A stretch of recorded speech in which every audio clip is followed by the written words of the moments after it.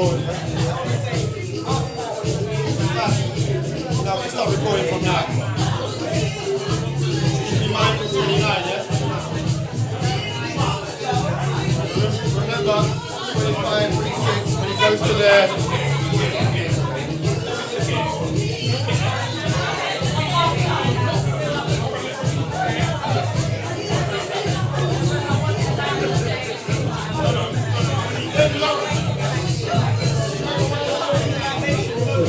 You said you didn't want to be in the front.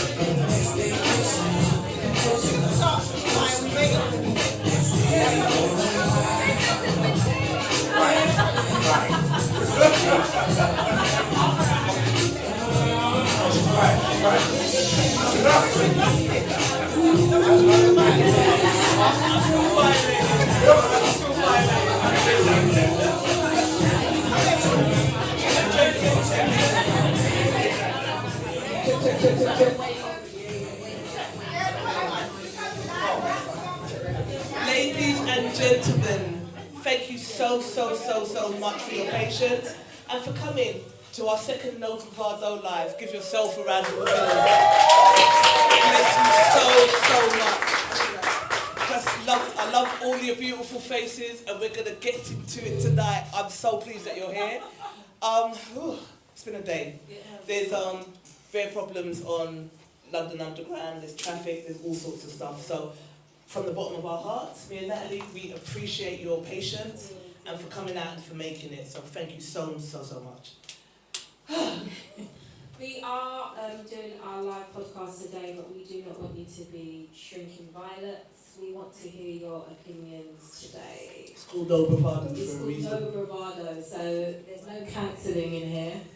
Say what you Say what you feel. want. Yeah, say what you want to say. So We will be debating amongst ourselves, but we do want to hear your opinions as well. So Trisha will be hovering around With the mic. with the mic, bothering all of you guys. Yeah, so we are going to be streaming live. Everybody looks awesome. Her face, I saw it like, she was like, oh.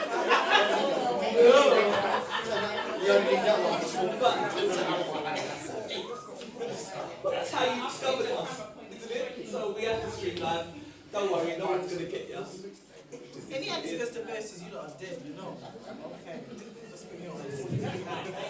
Alright, so let me introduce my panel. One's running late because she was helping me out. We went to do something today, so she's running a little bit late because of the traffic and all of the madness that's going on out there. But I think I've had one too many of these. Put it down so we can't talk. But let me introduce my panel. This is Gary. So Gary, introduce yourself. I'm Gary.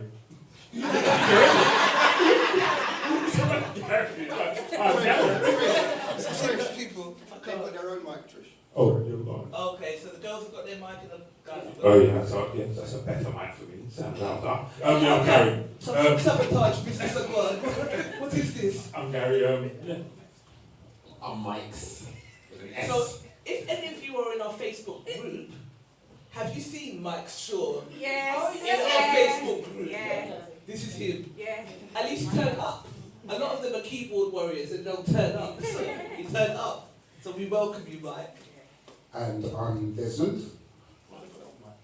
No, they haven't got their own mic. The two girls have got their own So mic. you're coming with fighting, warring behaviour. I am Tom, I'm Master Super. Hi, I'm Karita. Nice to see everyone. I'm Natalie, one half of No Bravado with Trisha. It is nice to see everyone. Can I ask who's in the No Bravado group here? Ooh, there's quite a lot of you. Are you ready for today? Yeah. Are you ready to talk as much as you type? Simply want to know. We want to hear it. We want to hear it today, guys. We want to hear it like you're on Facebook, giving it to us like you usually do. Yeah. Nelson. This is our cameraman. This is the camera guy. I'm the camera guy. Thank you for coming. We'll talk about that lady in the orange shirt later on, right? Why are you trying to be so? Wow, secret mode. Oh, you lot are warring football. Yeah, dirty secrets game. Oh, so once again, thank you all for coming. Did you all get your free drink? Or two or three? Try it. Try it. Try it. But yeah, no, it's really warmed my heart to see so many of you here. So, without further ado, should we get into the debates? Let's get into it. Let's do this. So the first topic was posted. Well, so for those of you who are not in the No Bravado group, you guys basically make the group.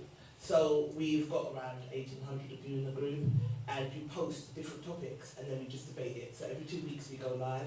We pick topics from the group, and you guys are just the best. You speak your mind. It's funny. The topics are just like raw. And some of the comments are like, what? But you lot make the group. So without you, there's no Bravado. So again, give yourself a round of applause. You're amazing. Trust me. We spend, I'm like, no, did you see what they said? Did you see what they said? And we boss up. You just, sometimes we're having bad days. And like, I'm a carer for my mum. I had 3 older brothers, not to bring the tone down, but I had 3 older brothers who passed away. So it's just me and my mum.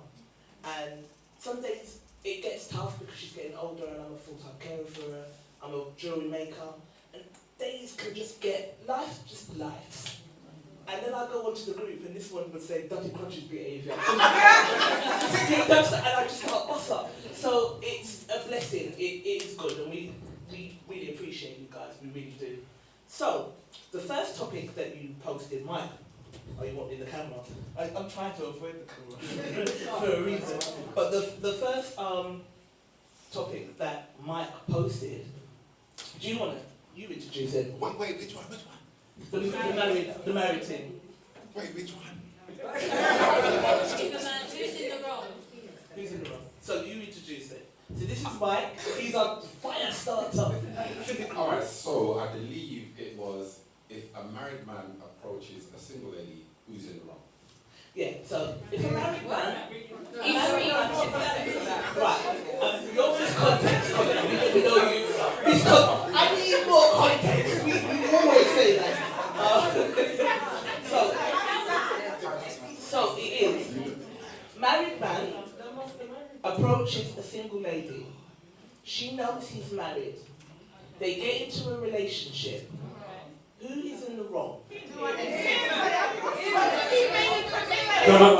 I say one thing, right? Before we start. There's 95% women in the case. So, just because you're shouting aloud, it doesn't mean they're right. Just like on the front of us. That's what Alright, pass the mic along. Let's see what these ladies have to say. Alright, The question I have is, does she become aware that he is? Oh, what? What platform does this go on? Everywhere. Facebook, baby. Let me have my drink for you people, because it's going to be a tough crowd, I can tell. Let's give her a round of applause.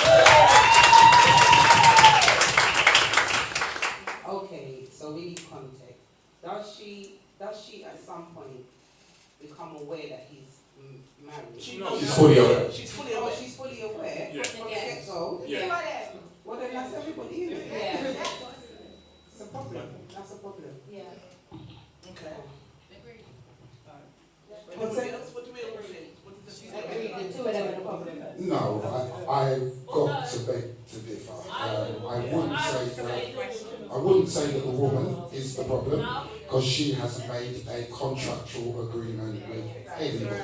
She didn't stand before God and family and say, I do. So on that basis, it's all on the man, whether she knows or not. Now, don't get me wrong, she shouldn't be entertaining the conversation either. However, the person that's in the wrong is the man that's doing the cheating and the time. I'm very proud of this.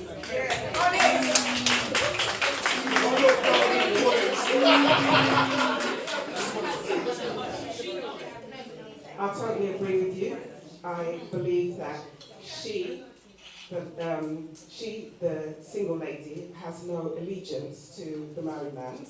And the married man, like you said, has an allegiance to his wife. He made a contract with her. And so he's in the wrong. He approached her, not the other way around. If she had approached him, then maybe it might be a bit different. But however, he doesn't have to entertain her. Yeah? He doesn't have to entertain her. Just because somebody's throwing stones at you, you don't have to entertain them. You see? So, you know, I kind of partially agree with you. Alright, so do you think that she's morally wrong at all? No, absolutely. He's morally wrong. I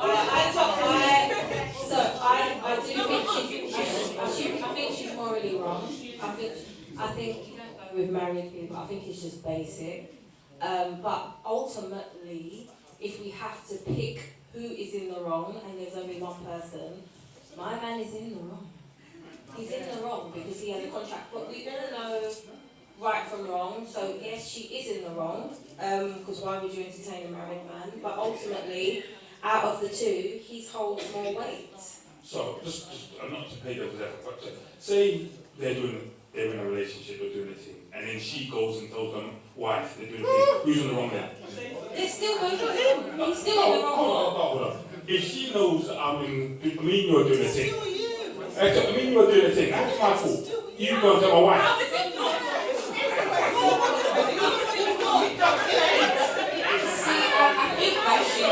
No. See, If she has a monthly allowance, then it will make it a bit easier. If he's willing to pay a monthly allowance, then No. I would say if she's gone and she's now telling the wife that she's seeing her husband, then she is as wrong as the man because she's now breaking up. Yeah. Why would you be with a married man? Then you accept it. You take all the gifts, you take, the dinners and everything like that, and then you hit a bump and go and tell the wife. Like, no. That's trifling. That's straight trifling. the moment she tells the wife, it's down to the man to now explain to his wife what he's been doing. And I think she's doing the right thing by letting her know that this is what he's going to say. I think if you, what's good for the goose, if you go into it, you know what you're going into. Thank you. You can't all of a sudden decide that you're going to take the moral high ground and you're going to go and tell the wife because you're feeling to her. And you're just breaking up a home. Yeah, I think you can't just always... I think... It was broken and my wife didn't know, so it was, the house was still standing. The roof was still on, the picket fence was still up, wife never knew her. So technically, she's breaking up a house. So what we're saying then is there's degrees of trifling. We're saying there's degrees of trifling. You're the one with the contract. You made your aunt cook and curry a whole goat. You told people to come and celebrate with you. If the woman decides to then tell your wife, I don't say it's the best course of action, but she has no contractual obligation to anyone. So from the start to the finish, the man is at fault. He knows he has another relationship that he's legally bound by. So if she goes and tells the woman, tells the wife, there's no harm, there's no foul. Okay. No harm. Why would you do that? No, you're right. So we're going back to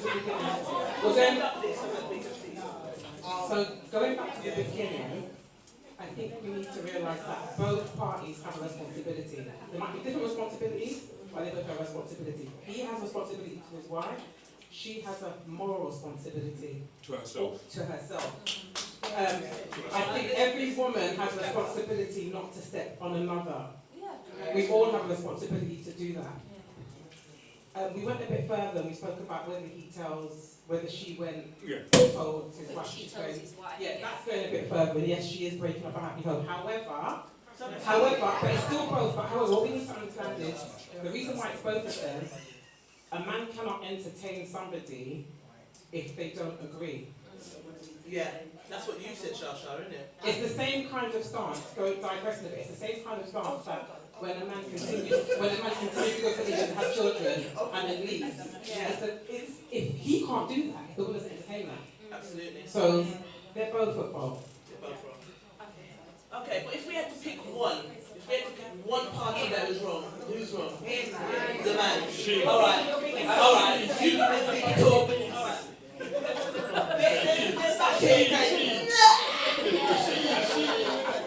What if he's Muslim? Sorry. What if he's Muslim? But that's a dead argument. Hold on. Go ahead. Good evening, all. Fast on here. Can we all say hello to Shasha? She made it. Let's do it. Can these windows open? Are you not really hot? I'm going to try to find some more fans. Yeah, let's just open because I can see steam. So probably can see steam is a problem, isn't it? See, my thing is, at the end of the day, men can only be entertained if a woman allows it. And vice versa. Yeah?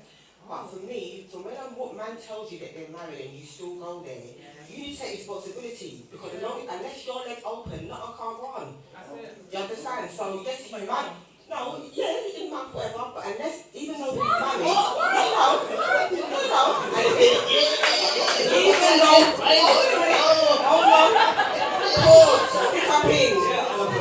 even though he is married and he is the one who's talking wedding vows, Yeah, yes, he's gonna chat to anybody. That's what man and that's what woman will do. But the other person has to entertain you. So as a woman, what you don't like done to nobody, nobody do to nobody else. Understand? Because women are quick to say, oh, when I cheated and da. But if you wouldn't want another woman to cheat on your man, remember, it's like, I look on it as, if you're going to cheat with somebody there, you're going to forever be watching over your shoulder. You see the shadow? Can never get rid of it. You're going to always think he's going to do it to you. And by right, he bloody well should do. No, for real. Because if you don't respect another woman and they're married, why should another woman respect you and what you have? So the man don't have to take no responsibility? No, he does. He does. He just has the contract, you know? No, he does have a contract, but I'm saying to you is, as it always, for some reason, and unfortunately, it will always, it does fall back on a woman. Because women will always, like this though. yeah, but women will always be like, oh, man's cheating, But then, I've known people, women, who have been side chicks, who know that the man got who's been a wife. And they've cheated on them as well. I'm like, what did you expect? Alright. What did you expect? No. To be faithful. Alright, no, what you got to say, DMT? Yeah, Donna's burning I'm a retired member of the vice chair of Side Chicks organisation. I know you're all watching and you're expecting to get to the platform. I hear what Shar is saying, and I think there's one thing that, you know, as a bit of a, I'm not a feminist, but as a sisterhood advocate, you're right. If it's somebody, they're married, we're talking about legal obligations. What I want to try there is, what if there's no ring? Is a kill still a kill? Is it a fair kill? Because they're not married. No, even if they're not married, it doesn't make a difference. You're getting along. So when you're in a relationship, whether you've got a ring on your finger or not, you are in a relationship. Respect it. Period. If a woman wants if a man wants to be respected by a woman, yeah, and he don't respect another woman, and woman says to you, you know what, I'm good because you know what I mean, she asks a certain question, fair play. But even I'm not saying that men, it's only women that should mind themselves. Men should mind themselves too, because I know certain men who would do that, knowing full well a woman's with somebody, and you're moaning, go and sit down. You live with somebody, so you wanted to be edging up on someone, and you full well know that in a relationship, marriage, ring or no ring, a ring doesn't stop you from doing what you want to do. But the least you can do is have respect for the person you're with. And if you do not want to be with somebody and be committed to them, be by yourself. End of. I agree with you wholeheartedly. I do think moral obligations are very important because I think karma's real as well. But I do also think that men, I'm going to say this guys, sorry, you get away with a lot of things scot-free. So the women are chastised a lot harder than the men, even when it's more of the men's responsibilities. It's more of like, men will be men, this is what men do, or men are cheats, or how can you expect men? And then the women are kind of held to a higher standard, even though it's the men that are in these situations. And I think, no, I'm sorry. If you're in a relationship, respect your relationship. I hear that. But when you say women, but when you say that women pay for getting back, we pay more because financially they hit us. What am I lying?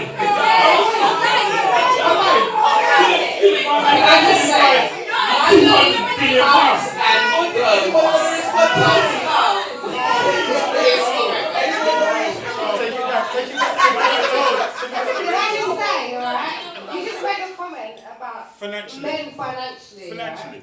How many women here financially are looked after by a man? Put your hand up. Okay, I'll rest my case.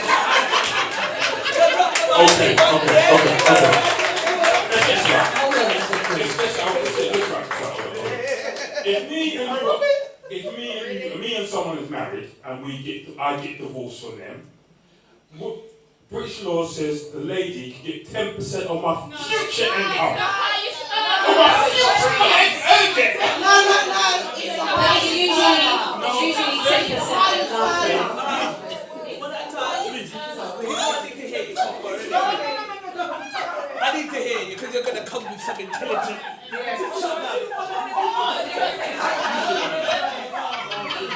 Future money. See, where I got a little bit stuck is when you're talking about, men always being given an excuse. Society doesn't give us any excuse. Society makes men accountable for any. Right. So if we shoot up the club, we get the lady pregnant, yeah, and she shoot up the club, we get the lady pregnant. She brings the baby come. She gets child benefit. You get child support. The baby lives with me. Exactly. So the woman gets child benefit, and we are made accountable by child support. If you get divorced, the man gets alimony. The man has to pay alimony and give up half. That doesn't happen for the lady. If you've got children in that house, you have to leave the house and go and live somewhere else, whilst that lady lives in your house with the child until the child is at least 18. When the child becomes 18, you're then forced to sell that house and give her half. No, please don't tell me that we're not made accountable. How many That's men life. pay child support? How many are really paying child support? How many? Because I'm still looking for my own.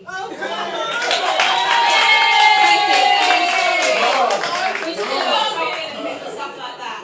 But I'm talking about men are not being held accountable for their penis game. Okay?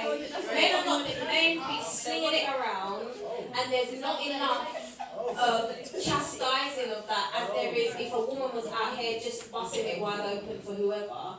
But you guys can sling it around, and you're not getting the same kind of reprimands that we are getting in the street. To the point that we're debating whether the married man or the woman who is single is at fault.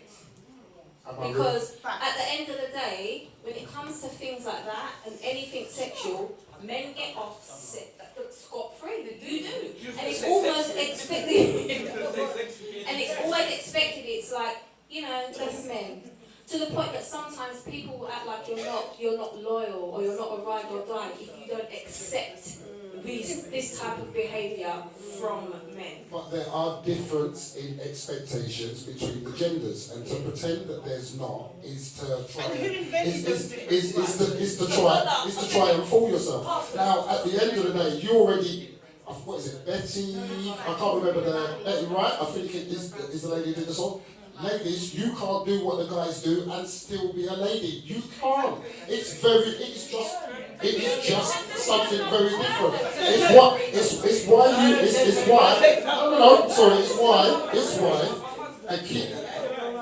a key that can open any lock is a master key. A lock that can be opened by any key is a rubbish lock.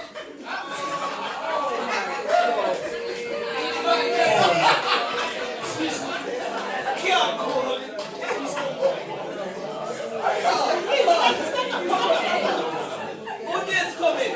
Stand up. Audience coming. Yo, he said. First, you need to update yourself on the logistics around law. Not at all is the man expected to pay. What is a percentage? It's the highest earner. In cases now, and this is not to start a war in terms of the genders. In most cases, women are earning more higher than men. Yeah, in most cases. So often, sorry? In what field? In any field that they choose to In we're always being told about? No. But I'm just saying that one needs to update themselves in the law. We know our kids can't be brought up on fresh in air, so we terms have to of make the money. point that was initially made, in terms of the point that was initially made about who is in the wrong, I think it was this sister here who made the point. I think we have an allegiance to oneself. if you have self-worth and you value yourself, there's no way you're going to engage. I know situations happen you meet somebody and they're not honest, and they may not share that they're married, and you're 6 months into the relationship, and then before you know it, you're committed, or you feel, but still in that instance, for the woman, she has to get out because that relationship is not going anywhere. I think ultimately, who's in the wrong would be the man, because once you're engaged in some kind of, be it legal or non-legal, you're committed to somebody, you're in a family. Self-respect will allow you not to do that. Self-worth will allow you not to do that. So, sis, I agree with you. I'm gonna, and thank you. That's very good.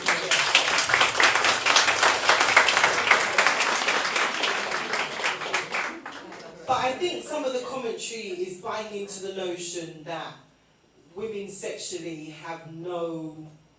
It's a path that we have to follow. In an answer to Desmond, right? Desmond, you had the key locked in that you tried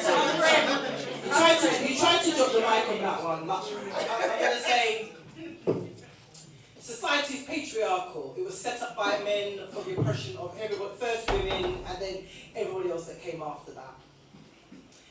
And so we live under a patriarchal system where women's contributions are never valued and where our bodies are policed, right? So, you know, a man can sleep with 120 women, he's a gangster. You sleep with 5 men, you're, what is it, run true? Right? Yeah. Okay. So we know that exists, but I think what has to happen is we decide the metrics, we police our bodies, we decide what the metric is, we decide our autonomy and how we feel sexually. Because I heard what you said, sis, and I understand, obviously. So I'm, just to give context, right, I'm doing my master's in women and child abuse studies. So very much around this topic of patriarchy, the policing of women's bodies, especially in our community, because there's very little statistics on our community. So this is of interest to me. However, I also feel that there's a conversation we need to have, and maybe not today, where we talk about women's autonomy for what we want sexually and who we want to engage with. Because big 2025, are you? I know. Take a seat. Big 25. Because I'm just going to throw it out there. Suppose the single woman just is looking to just run in and run out. Everybody's spoken about relationship. Some of us don't want relationship. Some of us want to travel on, drop the things and left. Some of us don't want relationship for real. He looks cute. I just said to Shah, you know, corpse is finished. You had a few. There's stairs to his flat. You just want to run in and you want to run out. Now, Desmond would have you believe that somehow is some look down the nose thing, you know, because there's a master key and some failing lock. But actually, we're women. Why can we not decide what it is, as long as it's within a moral compass? But why can we not decide what we want? Why are we constantly giving the patriarchal system the power to police what we do and what we don't do? And then we're worse for it in our community, you know. Because we're still very much in the 1850s. We think that we're all lit because we're all, you know, we're making money out here. Black women are listen, don't look down at our Asian cousins because we're only 2 monopoly throws from where they are. We still live in a very male-dominant thinking, even us the women. We think, oh, but he's going to police my body. Fuck him. It's your body. So what you decide to do, as long as it's discreet, no animals and small children. I know laws are broken because some of us got big job. But as long as those things happen, who says what you cannot and cannot do, can and cannot do with your body, as long as it's with another consenting adult. Some of you want to rush men and that's wrong, just making you know. But as long as it's consent, I just want us to kind of think tonight about drawing away from some of this, oh, they, you know, it's their parameters and their metrics. No, man, it's 2025. We've got electric cars. 100%.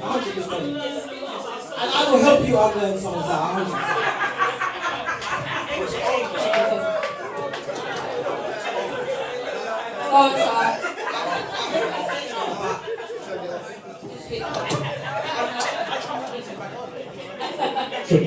Alright, guys. Come on, Charles. Hello. But unfortunately, and I might get told this, but unfortunately, as Desmond said, what women want to do that men do, they can't. And because they always get looked down on. Men, I'm not saying there's not men out there who are slags. Yes, they are. There are men out there who you float around, and if they're not with anybody, they can do whatever they want to do with whoever they want to do it with. Yeah, and same for a woman. What I'm trying to say is that if you are in a relationship, whether you've got a ring or not, your morals, your self-respect, and your principles should kick in. And if they don't, whatever comes back to bite your backside, you better know you can hold it. Yeah. I'm not saying men. I'm not saying not men out there who don't do it. There are. They are, and they will be held accountable. And if they are married and they're doing foolishness, if they're taken to the cleaners, that's your penalty. Yeah. Mind what you're doing. If you don't know the rules of the game, don't fucking play it. Yeah. I get what you're saying, 100% get what you're saying, but I also get what Donna's saying, and I think a lot of us, when Donna says policing our own bodies, I get that, because a lot of us are worried about what the next man's going to think about us if this and that happens. These times, these men have no self-control, and we're worrying about what they think about what we're doing with our bodies, and God knows what they're doing with their bodies. So I get both sides. Do you know what? I kind of disagree with that to a certain extent. I think that maybe. You would. I think that's kind of older women. I think that's older women. Younger girls don't have that whole thing like that. I'm saying older women. I'm saying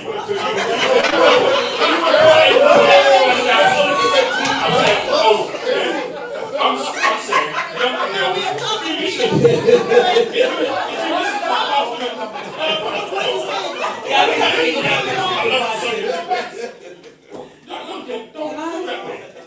This is half the music everyone listens to and rare and this sexy red or this, that. Young girls don't feel that way. Listen to the music, listen to some of the things, some of the stuff that I do at work. Younger girls do not feel that way. What don't they feel, Gary? Sorry. They don't feel that way about their bodies and being kind of like, oh, it's being policed and stuff. They feel quite autonomous about their bodies and who they sleep with. And they're quite liberated. That's because they're at the point where they don't want to be policed anymore. I don't know if you guys have heard of the young lady called Bonaloo. Okay. What is that the most where she was up to? I don't know how many men it was, but apparently she got pregnant. I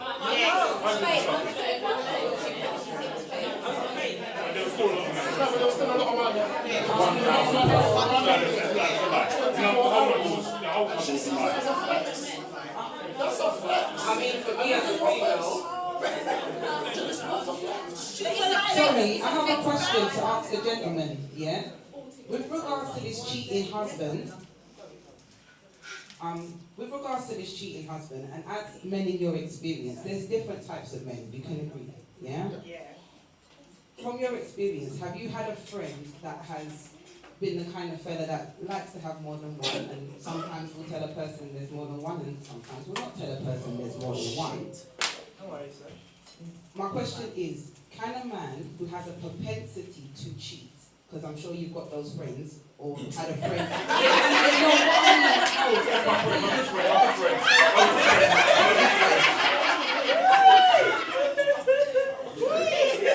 I'm trying to ask a serious question, and I'm trying to include the men. So I'm saying there's different characters. You've got some gentlemen that are like, you know what, I'm a one-woman man, I'm with her, then that relationship's done, he's cut off from her, whatever goodness you have, you ain't got it no more, it's with this lady, I'm with this lady. Yeah, there's other men that, you know, they're Neapolitan, you know what I mean? They want it all.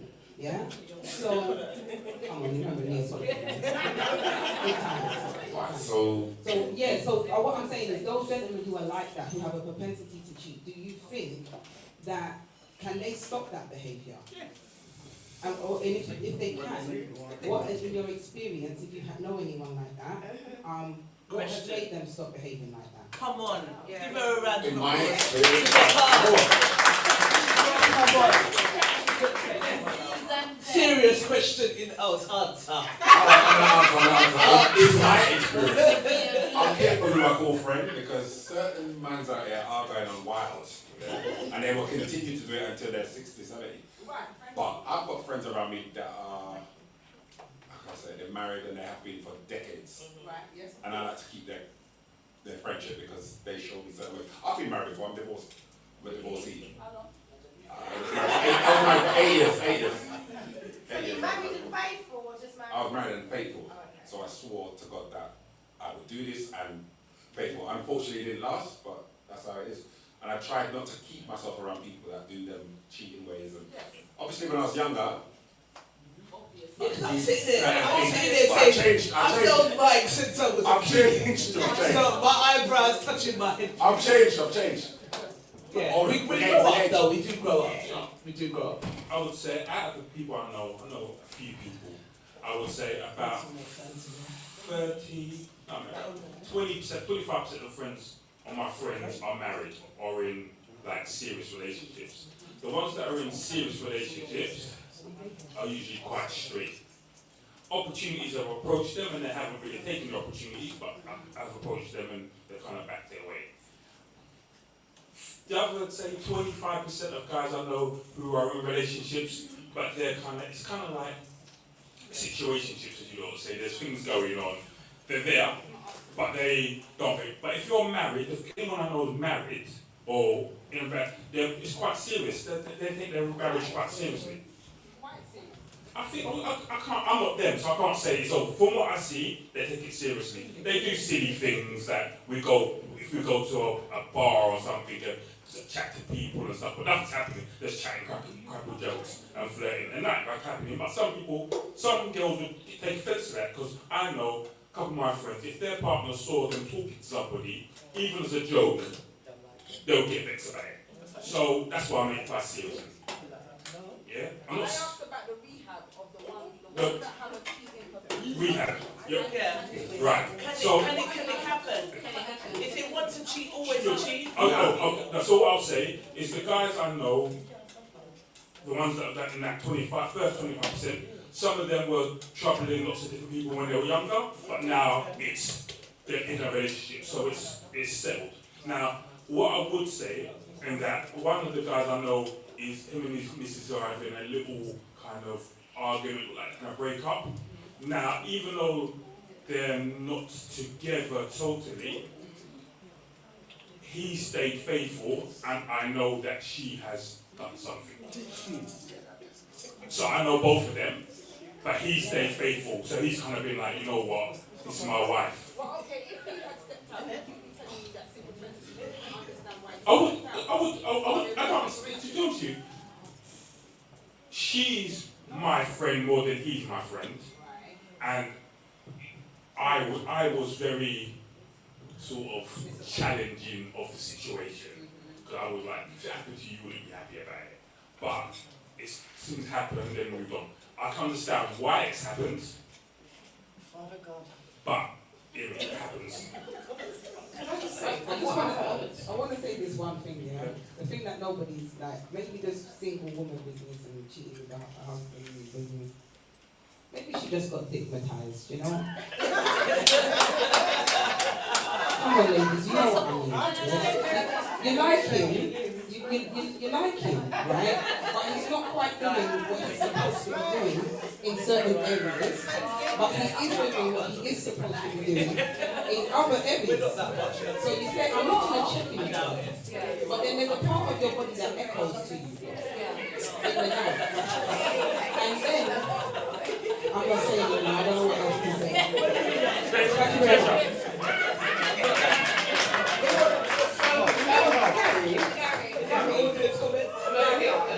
Okay, Mr. Rita, trade the floor. It sounds like what I heard over there was that when a man is younger, he can enjoy himself and sow his royal oats. And then when he gets a bit older, then he can settle down and it's supposed to just be accepted and that's okay. Oh, no, I'm saying, if you're in a committed relationship and things are going on, they're going in. Once he got married, he changed his life. Yeah, but do you think it's an age thing? Like, do men get tired? Because I feel like they don't get tired of just being stuck. No, listen, they don't. A 70-year-old was harassing us today. Harassing. Yeah, they get tired. 70-year-olds. When though? Because I was Yeah, but not all men are the same. 60-odd-year-old men talking about they're not ready for it. When are you ready? Not all men are the same.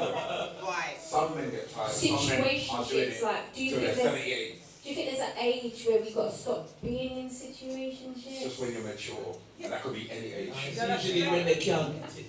They want to do maturity now. When they're sick. When they're sick. That's usually When they're sick. When they're sick. When they talk I don't want to about know. when I'm sick. It's like a Ben said, what can you do to stop a man from trying? I wanna know, I really wanna know now. Men will try, women will try too, and I'm not out here trying to say that women are hoes and stuff. When you're young, as Gary said, with young women, young girls, yeah, they're just carefree, they don't really care, they're not worried about body count and stuff. Because even when they were talking about the young girl, hold on, even when they were talking about the young girl and the baby girl, about, how will she feel when she gets older, if this was true, and how would she feel, but young people I find, they're not caring about next year or 10 years from now, they're caring about here and now, they're not worried about what you think about the future, and that's the problem. Like I said, if you are, men will do what to do, and I know, one of my uncles, he was all over your face. He was deadly for it. Absolutely, but a man or a woman will change when they want to, if they want to. A woman cannot convince a man to change. You can cook, clean, fuck them good, then I'll go change. They want a different hole maybe every couple of weeks. So when we're not it's true though, let's keep it real. A woman can do all they want to do. Don't go for their phone, don't question them. But look at Beyonce. She get the happy home. She still got cheated on. We don't know that though.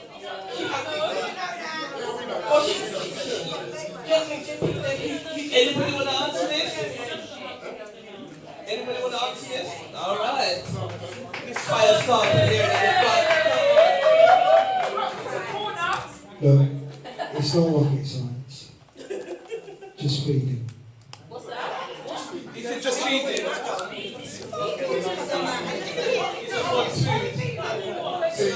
To address the question that was asked, I believe that there are levels to it in terms of if a man is a habitual cheater, yeah, as he gets older, it may slow down. There may not be as many on the routine. There may not be as many. Then there are men who, hand on heart, they're not out there looking to have a whole roster of women or anything like that. However, they've gone out there, some of these men, they've clicked, they've vibed for whatever reason. Just like you said, you've gone, I can't remember the name of the club, you've gone that club, you finished the club, and everything is nice and it's been put on you. And you're as guilty afterwards, during, and you knew that you shouldn't really have done it, but you've done it. Now those people, I believe, can change. They can get it out of their system. But if you're a habitual cheater, you just slow down. You don't stop. Okay. That answers the question, okay? Do you not question the reasons of why people are habitual cheaters? Hang on, let me just come to you. Can you stand up at the back?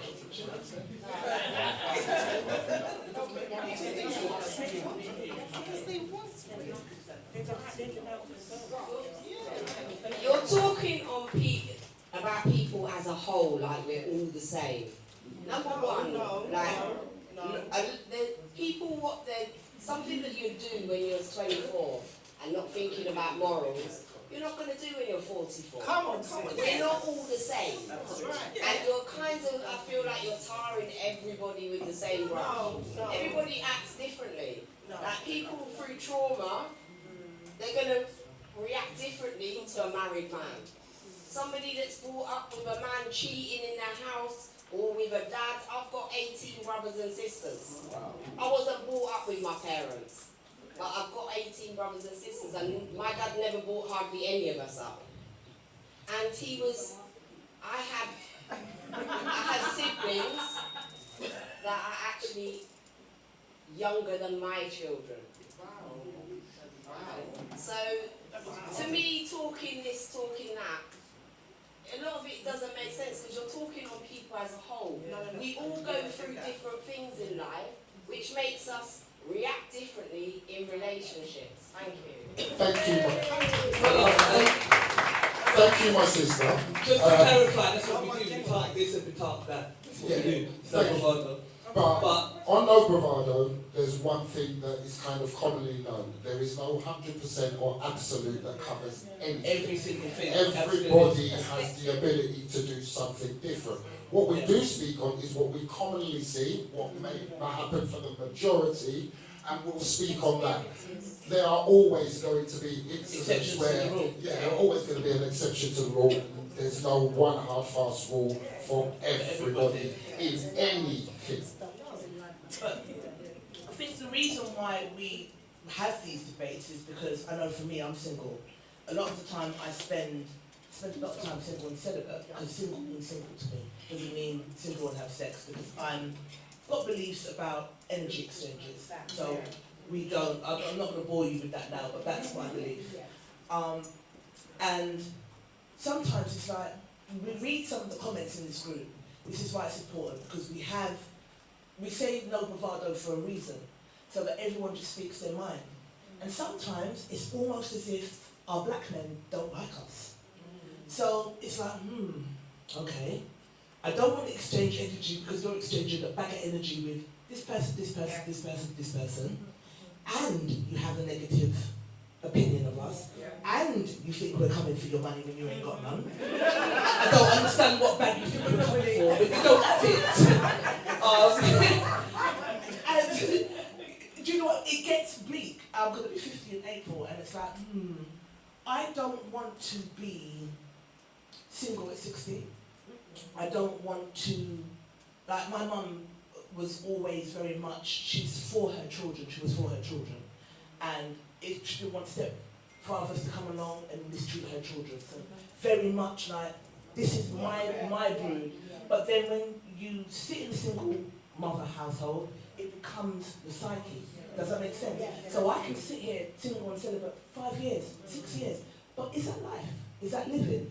But then when you go into the comments, and not just our group, but across the board, some of the negative things that we're saying about each other, it's like, what's happening here? Like, what is actually happening here? And we started No Bravado so that we can have honest conversations, so that we can look at what is actually happening here, how men feel, because when we first started, men were screaming, women don't take accountability. We're saying men don't take accountability. As a woman first, I think, you lot, I'm like, oh, come on. Like, it's like you really don't like us, but then when it goes to dating outside your race, you know how to treat them, but you don't know how to treat us. So what is, and I do think it's very much trauma-based, I do. So it's like, okay, how do we fix this? We can, as the lady at the back said with the yellow fan, we could talk about this and we can talk about that, but let's get to the crux of it. She spoke about having 18 siblings, some of them younger than her children. That's all generational behaviour, yeah? So how do we kick this shit, is my question. Do you know what I mean? Because we can talk back and forth, but we're not talking about spiritual, we're not talking about generational curses that we're just blindly just walking into and circling around in and circling around in and just perpetuating. It's time to, the reason we started this is so that we can have honest conversations and bond, not be against each other. And I feel that that's what we are doing. Karita. So I feel like in what we're talking about, a lot of the issue is that people are not actually taking the time to get to know each other on a personal level. I feel like people literally see each other, oh, she looks nice, he looks nice, oh, let me entertain that. And I feel like it's based more on attraction than actually genuinely getting to know anyone. Okay. To top it off, I do understand that like people have their traumas, right? But I believe that like we all have a choice. You've got left and right. You choose what you want to do. Right. So if you decide that you want to entertain how many other people, that's what's gonna come. That's whatever karma comes of that. That is for you. Yeah. Right. But in the sense of that, like we all have a choice. So we know wrong from right. So it's up to you what you would like to do to be able to get that good relationship that you want and have someone to do life with. No? Okay, Donna disagrees. No, I don't disagree. Okay. I disagree with another fellow animal, though. It's not like that. Is it not Donna So I'm going to say, so I grew up in a marriage. I didn't come from a single parent home, but I might as well have. My mother and father were married for the time of their deaths, 44 years. They had me when they were 20. I grew up in a marriage. Worse, I grew up in a Christian marriage. So sometimes when we talk about marriage, and this is where I talk about the trauma that exists within black women, they've sold us a bit of a Mickey Finn. Christianity is a bit of a Mickey Finn for us in general, as descendants of slaves. And marriage has been sold to women, especially us by black men. When I say this, I don't mean like our brothers and our fathers. I mean black men in power, like church leaders. As a thing to aspire to. Without it, you don't mean it, you don't mean anything, and you don't make any sense.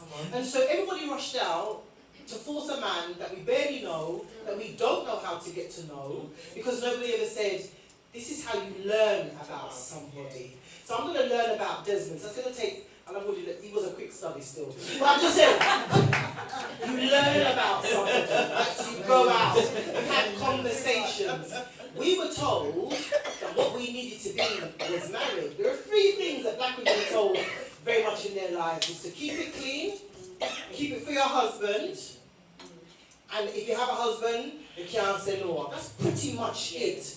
Nobody really speaks to us, and I've wondered as a pseudo-academic, if it's part of slavery, where our function was to just produce at some point more slaves. So nobody ever spoke to us about how we felt sexually. We were there at the white man's usage and equally our own men. So black women in general, our intergenerational trauma around sexuality, enjoying our bodies and we're the most policed group on the planet. Facts. Come on. Black women are the most policed group of humanity. Don't listen to them not about, black men have it hard. Even AI policing disproportionately will arrest one of us because we are dark-skinned black women. So in every area of life, we are disproportionately affected. And the trauma that we carry, nobody's mum in here, and I'm going to stand up and say this, nobody's mother ever said, yes, masturbation's a good thing because you need to know what you want before the man. Nobody's mother ever said that in this room. And I don't say that to be disrespectful or to be churlish about our older generations. What I'm saying is, sexuality, when you spend generations being the womb of the world, our wombs were used to economically fuse the industrial complex of both the America and Europe, right? So we don't have a relationship with our bodies in the same way. We produce these children, but often nobody teaches us how to love. Nobody teaches us what we want sexually. And we hook up with these black men who know what they want because they belong to a patriarchal system where porn is at a flick of a switch and they see all of this stuff, but all we've ever been told is, you wash yourself from morning, keep it clean, keep it for your husband, and if your husband wants it, you can't say no. And so I don't think, and I do hear what's been said before, I don't think this messaging applies to all generations. I think younger women, like, what's her name, you call her? The one with the top, what's her something pink and something brown, she. I do believe that the messaging, they are sex I feel that the messaging for the younger generations is slightly different. But how many of you, by a show of hands, those of you that are parents, mothers in here, have a conversation with your daughters when they were of an age about their sexuality? Yeah, it might just be me and you. We don't talk about sexuality, and then we go and get these men, and we marry them, and when they say, oh, do you know what I mean, I wanna do something a bit different, oh God, because Pastor becoming grandma's country might say, those things are unclean. And to do any of, if you do doggy style, you're imitating beasts of the field. This goes back to my point, we are constantly policed. And so the relationship we have with our body, are you serious here? The relationship that black women have with their bodies and around sex and what we ourselves. How we want to be held, how we want to be touched. We never say, because we've been conditioned by external messaging and internal to our own community, that what we feel and what we want doesn't mean shit to anybody else but black women. Facts.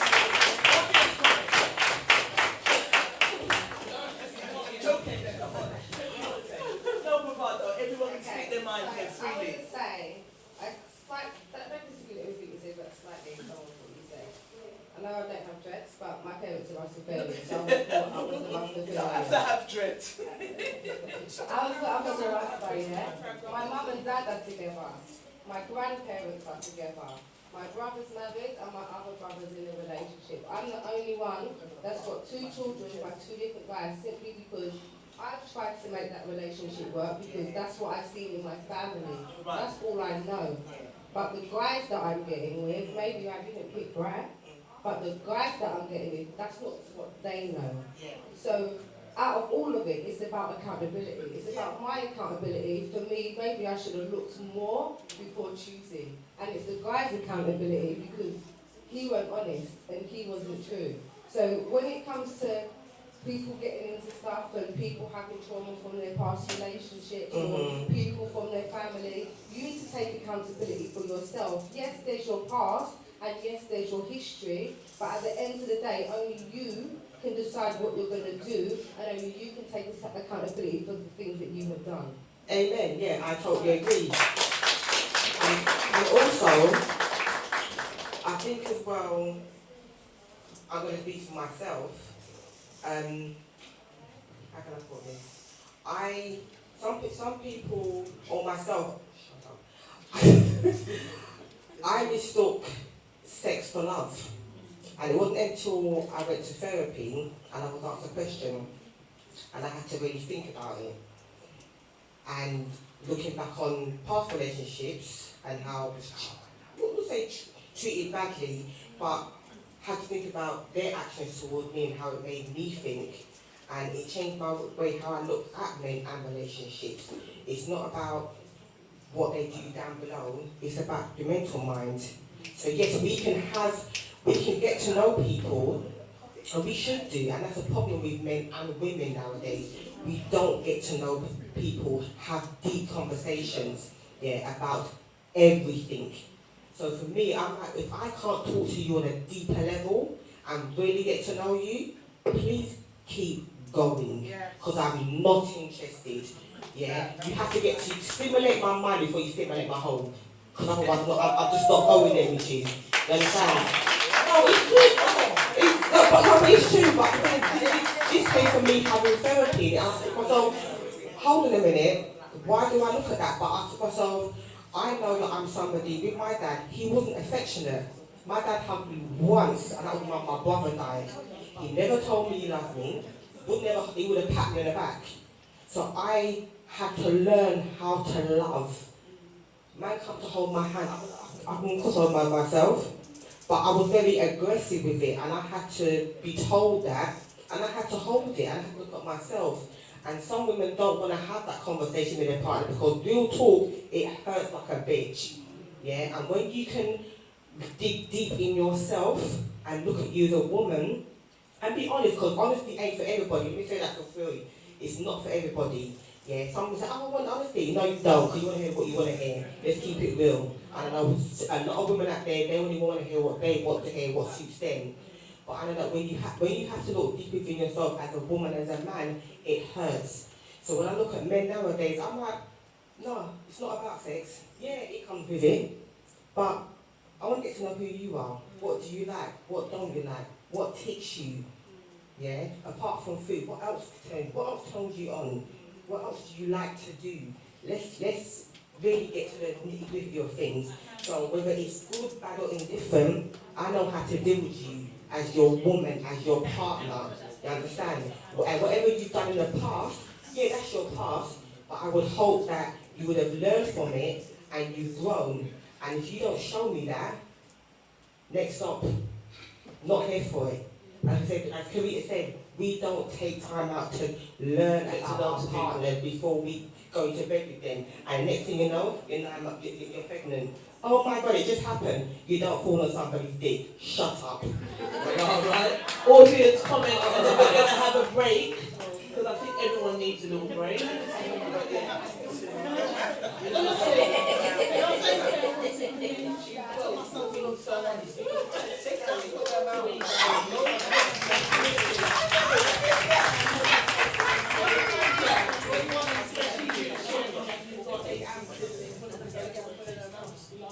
But I think in essence what's being said about getting to know the individual, I think ultimately starts with getting to know yourself. Come on, getting to know yourself.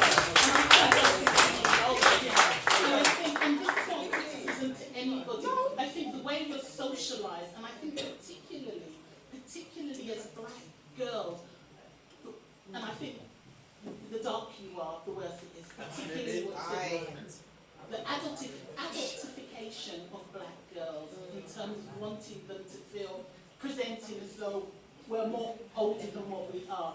And then we don't learn to love ourselves. Self-love is imperative. So once you're talking about it's important to get to know the individual that you've got to learn to know yourself. And it's about the mental, the emotional, and with that comes the sexual.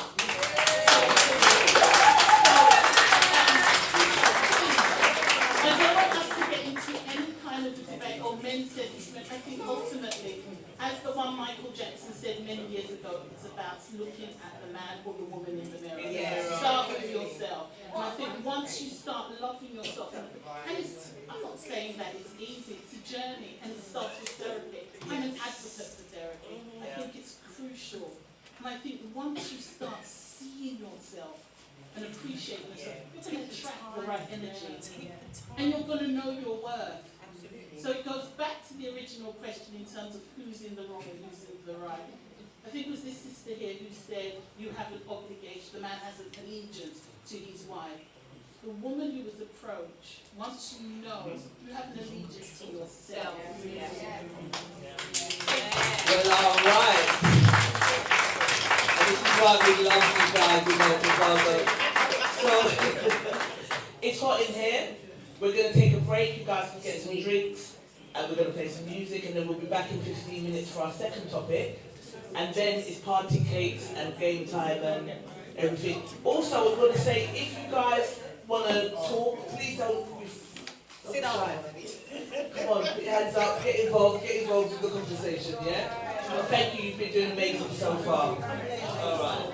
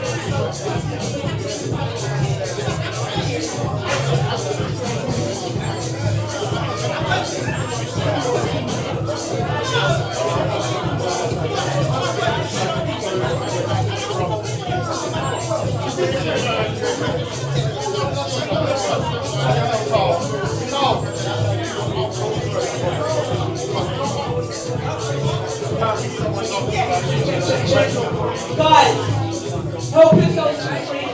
We weren't going to charge on the bar, but it's Daddy's birthday. So everyone, go help yourselves to the drink. Right, yeah, that's the. Oh, nothing like that. Okay. Go on. Help yourselves to a drink. Come on, guys. Alright, so we're going to tape it up. So you got the two knobs, yeah? This one, left and right. And this one, up and down. So Carl's going to direct you. Yeah? Sure? We got it. Okay. Oh, stop this, man.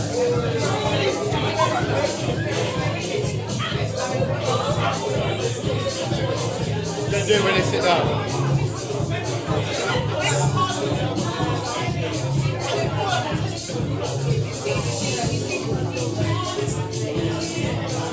Come and say hello to Donna.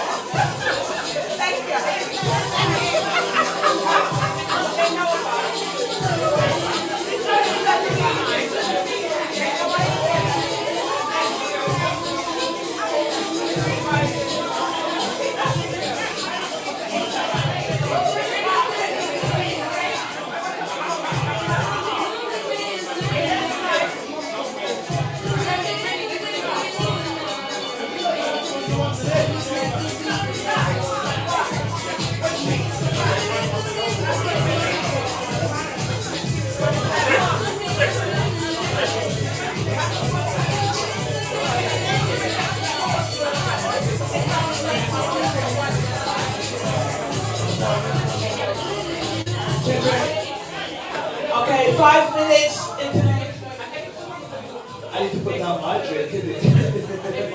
5 minutes, we're going to be starting back, guys. So find your seats, grab your drinks, and find your seats. Go toilet. 5 minutes, we're going to be starting back. Second to last topic.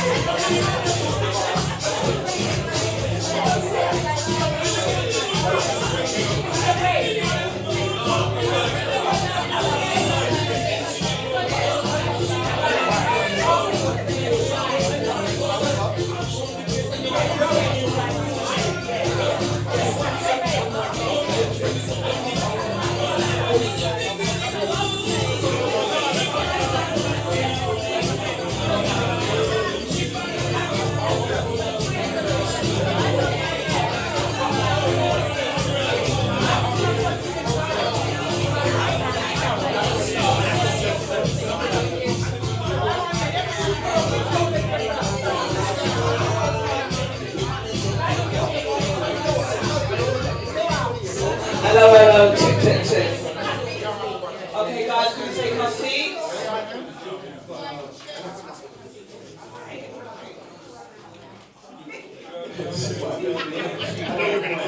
Nobody want to hear you. Right, so are we ready? Carl, do you want to set that one up, please? Keyboard. Oh, has it been on all this time? Right, what we got, Carl? Right. Oh, down.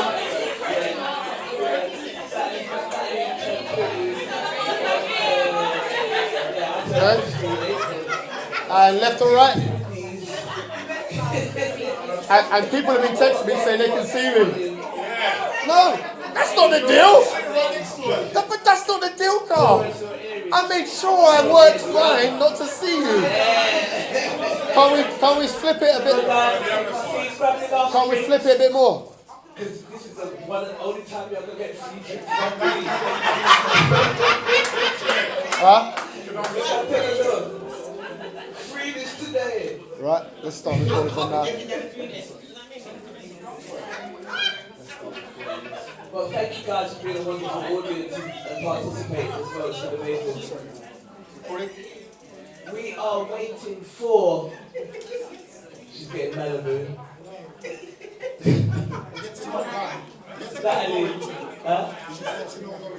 Natalie's getting Malibu. Let's watch it. Watch him. It's her birthday, so we give her a pass. For the next round. One of our panel members had to leave, so we have put Junior Bogle in the hot seat. This is going to be interesting.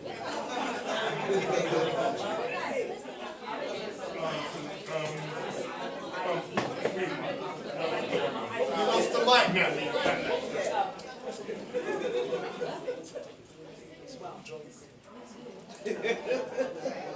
Who's the next one? Lovely.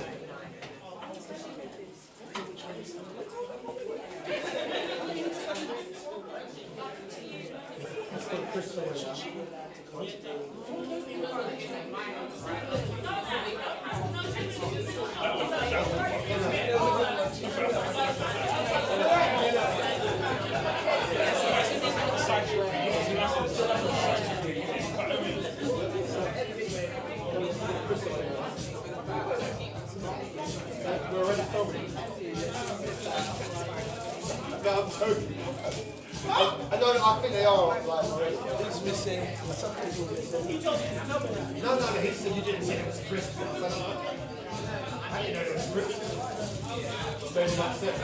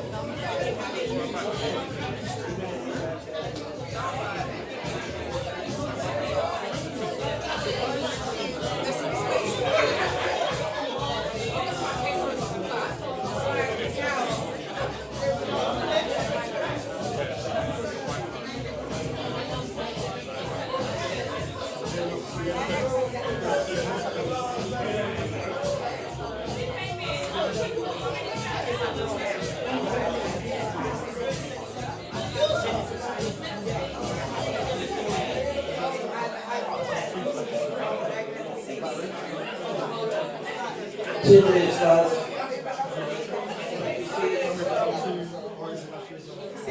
Hello and welcome. Hello. We're waiting for you to go, it's free for all. So we're waiting for you to go to the bar, grab a drink, and then come take a seat.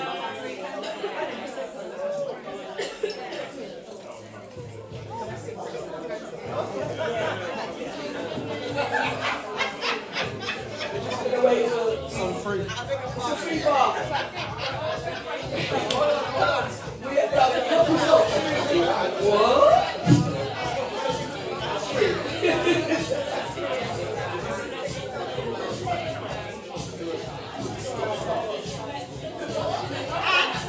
You got to drive up when you come on the train.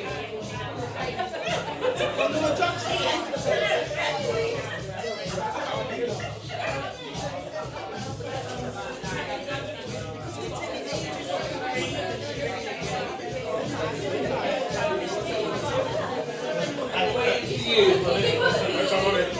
We're waiting on something to get their drinks.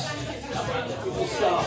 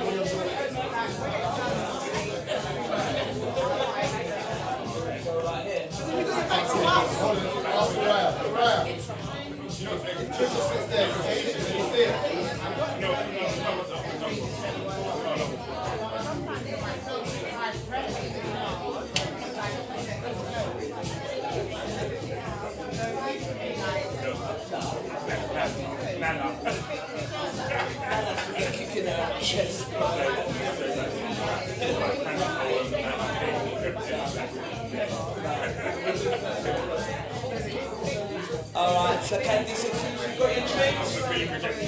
Welcome, can we all say hello to Candice and Keith?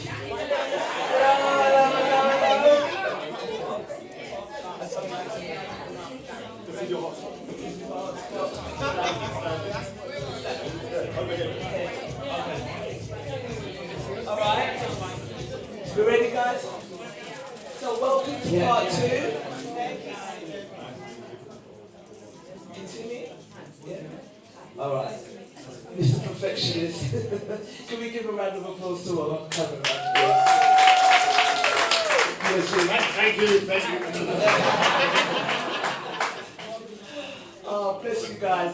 I know it's hot in here, so we're thanking you for persevering with us. We'll try and keep this topic a little shorter so that we can get to cake and drinks and party. So, second topic. I know we've had this debate a lot in Bravado, and it's about expectations of men to approach women and to take rejections and take it on the chin. But as women, how do we deal with rejection? And I think that comes from, so we want to really get deep with this one. So, it's true. I know for me, my mum was very much a person that would say to me, don't ring off the man's phone. No, don't do that. If you have to fight after the man, he's not a man.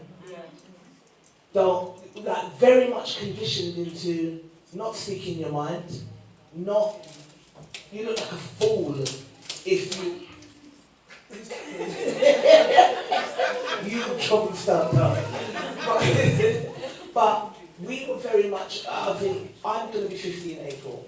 So my kind of age group, very much conditioned into knowing your place. When you put yourself out there and a man rejects you, are your business because you're not supposed to do that. So, but the man is supposed to just openly take rejection. Why do we think that they're human too? Does that make sense? So, what do we think about that? I think the first question is, how do we as women deal with rejection? from there? Dash paint over his car. Yeah. No, we don't dash paint over the car.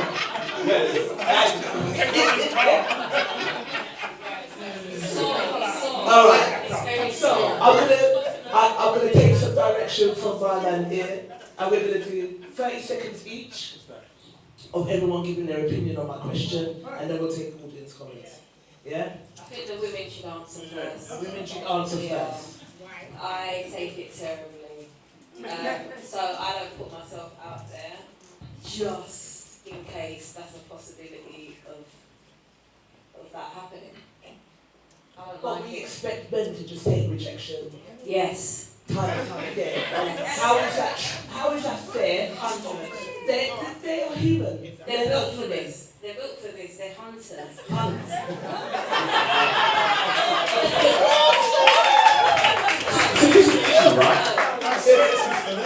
I like that. Cool. But when we hunt one person, you get vexed. Look, you have options in it. You can't hunt, you get one rejection. No, because this is breakfast, lunch, and dinner. You don't need to hunt. I need brunch. Hi, my name is Junior Bogle, and the operative word is what Trish said. Rejection. Men have become accustomed to dealing with it completely different from women, and this goes back to teenagers growing up where we would go out partying and you touch or pull a woman to dance. Some would say yes, some would say no, right? That was a form of rejection, despite sometimes crossing from one side of the room going over the other, right? And sometimes the women used to do it as joke with their friends, saying, tell him no, right? But women has never really had to cross the room to pull a man to dance, so it became a normality for a man to go out and do what he's doing to bring to him. So we've got it instilled within us to deal with rejection, some of us, but not all of us deal with it appropriately. I was just about to say, how many women's been cussed off because they rejected the dance? Look, that's a lot of people. That's correct, Gary. Maybe 10%, 15%, but the art of learning how to deal with the rejection, because sometimes amongst me and my friends, it was like a competition how many women you can pull to dance with during the course of the evening. You know? So what then would happen if the woman would say no? It then became a skill to learn how to talk to her, to then accept what she said. So when you then tell her a joke and make her laugh, make her shake her head, so your friends didn't think you were rejected. Yeah? So it's different levels of, yeah? And then eventually, maybe the same sister end up dancing with you. Des, how do we deal with rejection as men? We have feelings. We hurt in the same way that a woman would. No one likes to be rejected. No gender likes to be rejected. And as a result, there are some very lonely men out there who really keep to themselves on the basis of they don't know how to deal with rejection. It hurts. It hurts that big. Listen. It hurts that bit deeper. As far as I'm concerned, we have to learn to deal with it. We will go through that throughout our lives, whether it be with women, work, whatever. You'll have to deal with rejection, so we get built for it. But no one really likes it. Okay. Shasha? I'm fine with it. You're fine with rejection? As long as I know, see, I'm the person that if something's pain on my mind, I have to get it off my chest.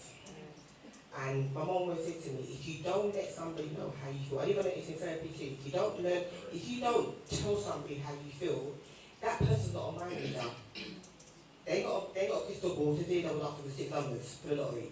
They're not a mind reader. So for me, I don't put on them my feelings. I'm just letting them know how I feel, which is totally different. If they don't feel the same way, that's fine. I can walk away and be like, I'm good. But try now, I'll come back twice. I only do that shit once. Yeah. That's it. You got to come to me. So I'm fine with that. But I tell people, when you're telling people about your feelings, be careful, be mindful of what you expect from them. And if you're expecting them to feel the same way and they don't, then be mindful of that too. But me, I'm cool. Because I know what I want for me. I'm going to tell you lot straight, I am not, so... No. Even initiating sex as a woman, I don't want to hear no. I don't want to hear no, so I don't initiate sex. I'm just not going to do it.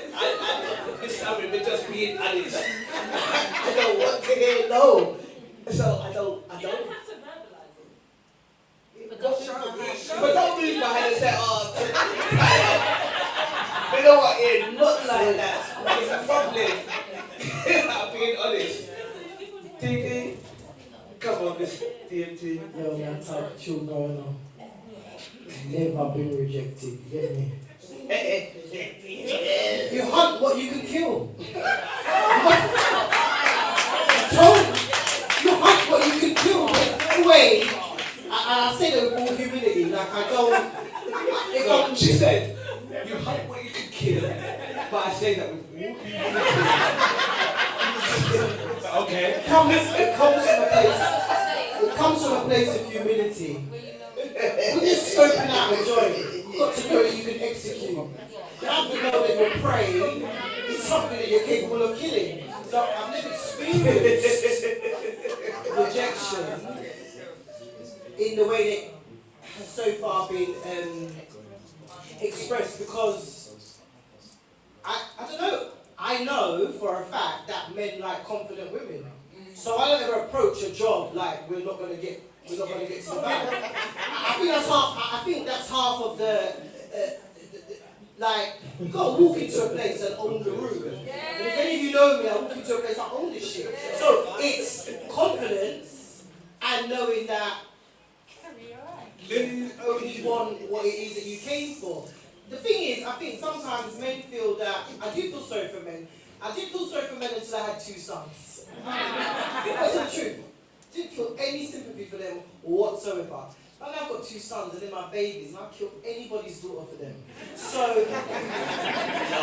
one of my babies to experience. You see when the rabbits got the gun now, right? It's a bit different. So I was walking in and being confident, and I've got 2 sons. I'm like, shit. So, I think it is a way that you portray yourself, and I was raised by women who were very big on confidence, and confidence didn't come from the way that we look. We're big umbrella already. But the confidence came from knowing that you have to be in any room one of the most intelligent people out there. It's where you express yourself, it's where you carry yourself. So I've never been rejected because more time the things that I kill, they didn't finish GCSEs. So I'm good.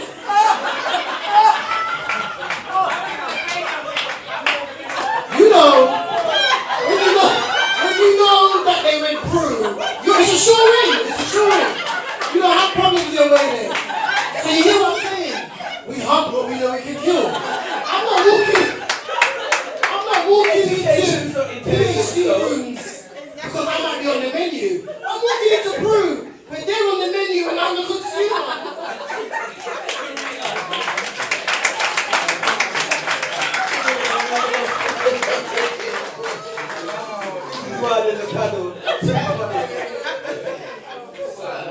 I feel like nowadays, I can't remember who said it, but men take so much rejection that I feel like they're now trying to find new ways of trying to get women on board.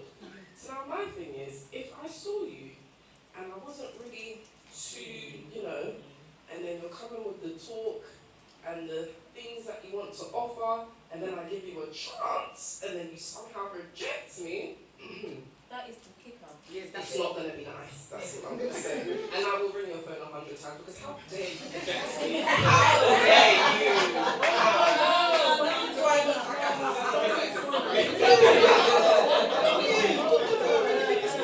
Yes, 100 times after you've been rejected. Well, how much information? I want to know. What's the reason? What was the reason?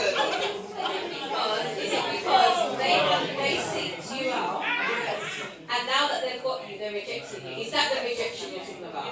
That you can't. Yeah, I can't fathom it. You can't fathom that. So they run you down, and then when they get the boom boom, they reject you. They won't get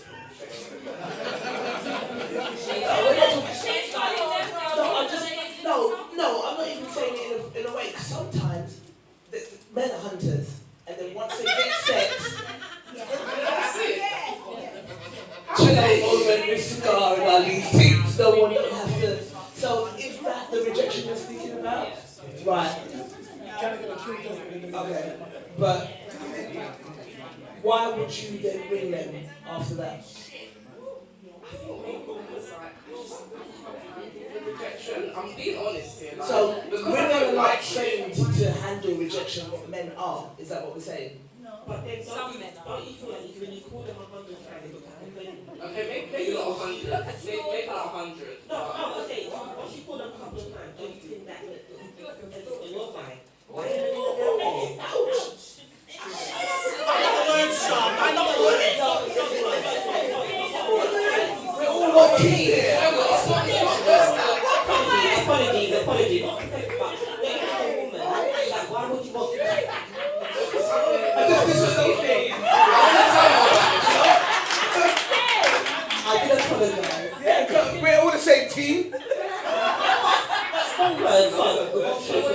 want to remind him that it wasn't that in the beginning, but you found some type of way to, bamboozle me, and then you got me. So now I'm going to tell you about yourself. How dare you reject me?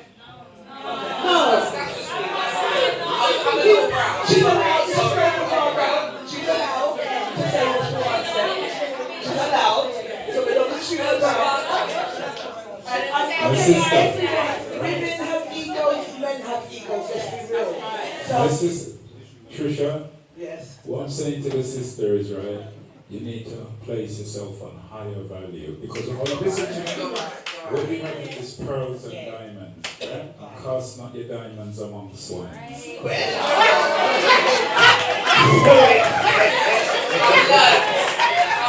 Audience comment. Guys, audience comment. I've learned my lessons. So, my faith and my trust in my what? Lord and Saviour Jesus Christ. Thank you very much. I'm going to echo what Donna said, because when you said that crew didn't finish GCSEs, I was going to get to that point. Being rejected by somebody up here isn't bad. The issue that we have is when we, I don't like the word date down, but I'm going to use it because you know what I'm talking about. When you date down and then you're rejected by that, that's the bit. That's the bit. So this is what, but I feel that a lot of women date the ones that don't finish their GCSEs just so they can feel they won't get rejected. But guess what? They will. Because it doesn't matter how much a man earns or how much status, they will reject you. It doesn't matter. But people might. Sorry.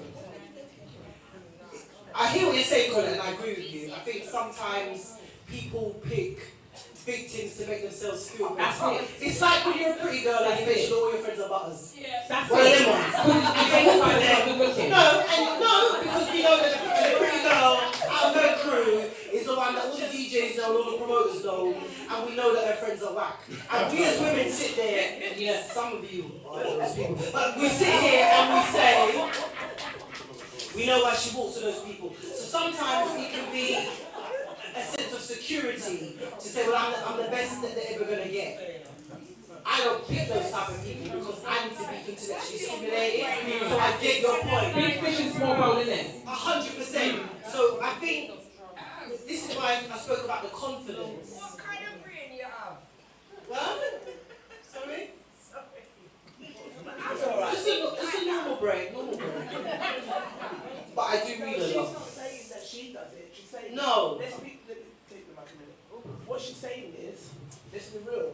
There's always there's people in society that will surround themselves with people that they think are lesser than them, so that they can feel make themselves feel better. It happens. She's not saying she's the helper. Trust me. 100%. So people, but I'm saying in terms of men, I'm not attracted to a man that can't fill out his own housing application form. No, I mean for real. how much women do you meet and they're dating somebody and they say, oh, I'm just writing a letter for him, oh, I'm just doing this, oh, Most, I'm going to and tell they you do something, that. Colin. This is a fact. This is a fact. The majority of us have and are dating down. Facts. Not even just emotion. Because somebody came to tell me earlier on, brother in the check shirt said, this is my opinion. These are facts. You can go on your phones and find out. Most black women in the black African diaspora, Caribbean diaspora especially, we are dating down. And that's not a reflection. We use the word down. I prefer to use the word across. Because otherwise the men then get vexed. But they know that even their mum never sat and told them. What I'm trying to say is, we date across. Right?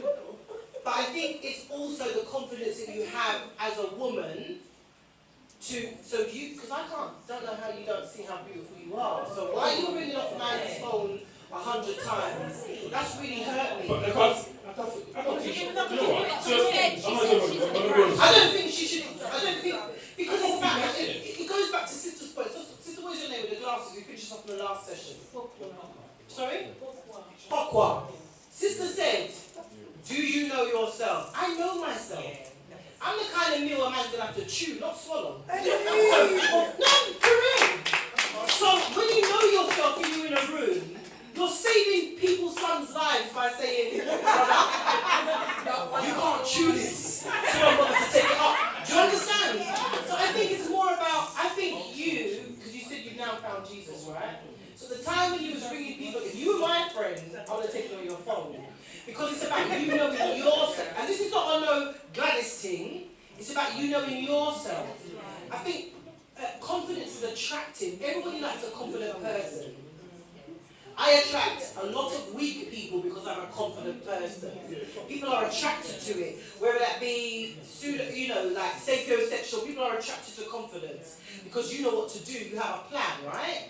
I think we have to kind of tap into our confidence sometimes as women and kind of stand our ground, because actually men don't need to tell you that they don't want you by their very actions.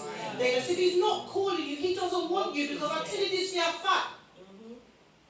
If a man wants you, see I might go listen to my man, he wants her.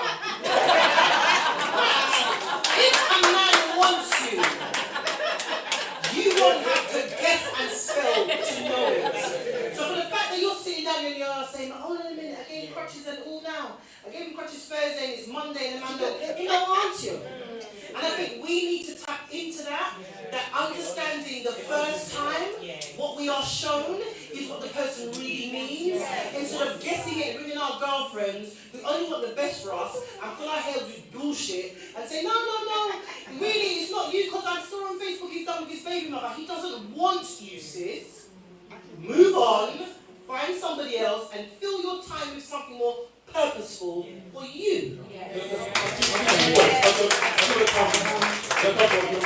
I don't think when she talks about that, I think it's different. She wants clarity. It's a difference. For what everyone thinks, she phoning for clarity because I want to know. I think that's what I'm thinking. And second thing, when people say, because dating down.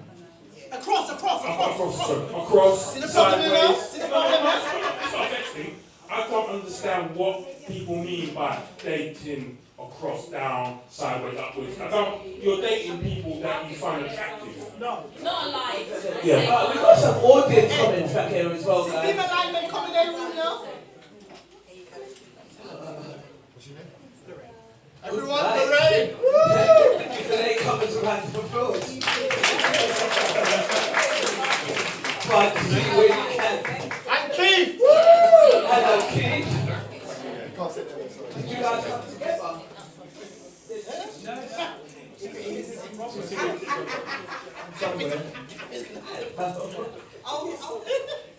All right.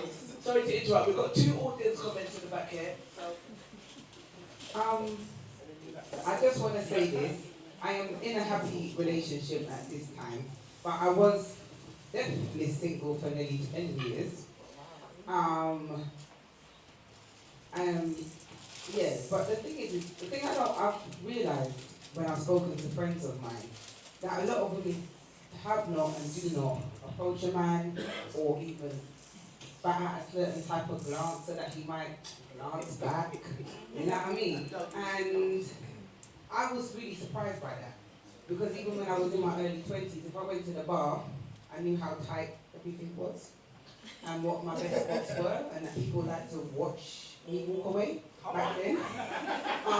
So if I saw someone that I liked, I kind of, in a way, worked my womanly vows to see if I could catch his attention. Do you know what I mean? And as I got older and I got a bit more confident, I'd approach a guy. Do you know what I mean? I bought a guy a drink in the bar because I wanted to talk to him. The thing is that, like, why I did that is because I got fed up of being picked by people that I didn't want to be picked by. Do you understand what I mean? I'm an ex-tomboy, so I had male friends, and when they did tell me when I was a teenager, Lou, this is what it's like, you know, you girls are savage, blah, blah, blah. You know what I mean? I was like, oh, is that what that feels like? So then I said to them, do you know what it's like when, like, this is when you're younger, you know, when the summertime is up. Do you know what it's like when 10 people have tried to get your number, and then this guy's the 10th person, that's why you're rude. You know what I mean? You'll be dismissive. So it's two sides of a coin. They have to keep building up their confidence and keep coming to speak to this girl, maybe this time.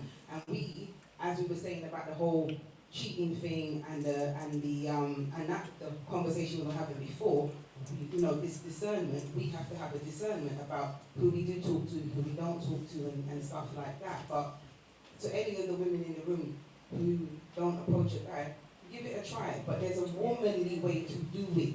That's what I'm saying. That's why I said, we don't do it like they do.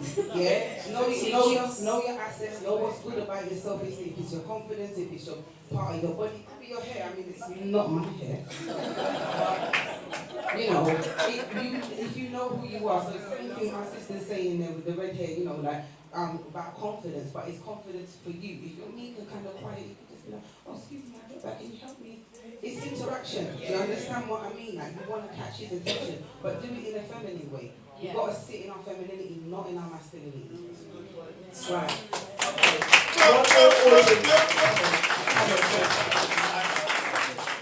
The gentleman there mentioned about you didn't know what dating down or dating sideways meant. I'll give you an example. So, I'm someone, I've got a master's degree, I've worked since I was 16, I have my own place, and I dated somebody from the Caribbean. I'm not going to name the island just in case I'm offending anyone here. Jamaica! Not even. I'm half that, so I'm not going to but this person that I dated was 5 years older than me. So in my mind, as an older guy, he's someone that can give you some kind of steer in life or has experiences that you may not have had yet, can lead you in that. However, I found that being with this person meant that I had to take the lead in everything. And therefore that meant that when it comes to sorting out what the bills are going to be, I had to do that. When it was down to doing the earning, I had to do that. When it was time to move house because landlords changed rent, I had to do that. So that's what we mean when we talk about dating down or dating sideways. It's not someone that's on our level that can do exactly what we do. It's not an academic thing. It's about a life thing. It's about people who know how to deal with life in the same way that you can. If they can't approach life and the challenges of life in the manner that you can see them doing it, that's where we're saying you're dating sideways. And wanting to learn. I'm not saying I didn't get to know them. I'm saying I dated that person. I dated that person for 2 years. And over those 2 years, I learned these things about them, and I realised you're not on my level. I can't keep doing this. Do you know what? Sister, I don't want it to sound like I'm coming at you or coming for you or anything like that. She has a whole crew back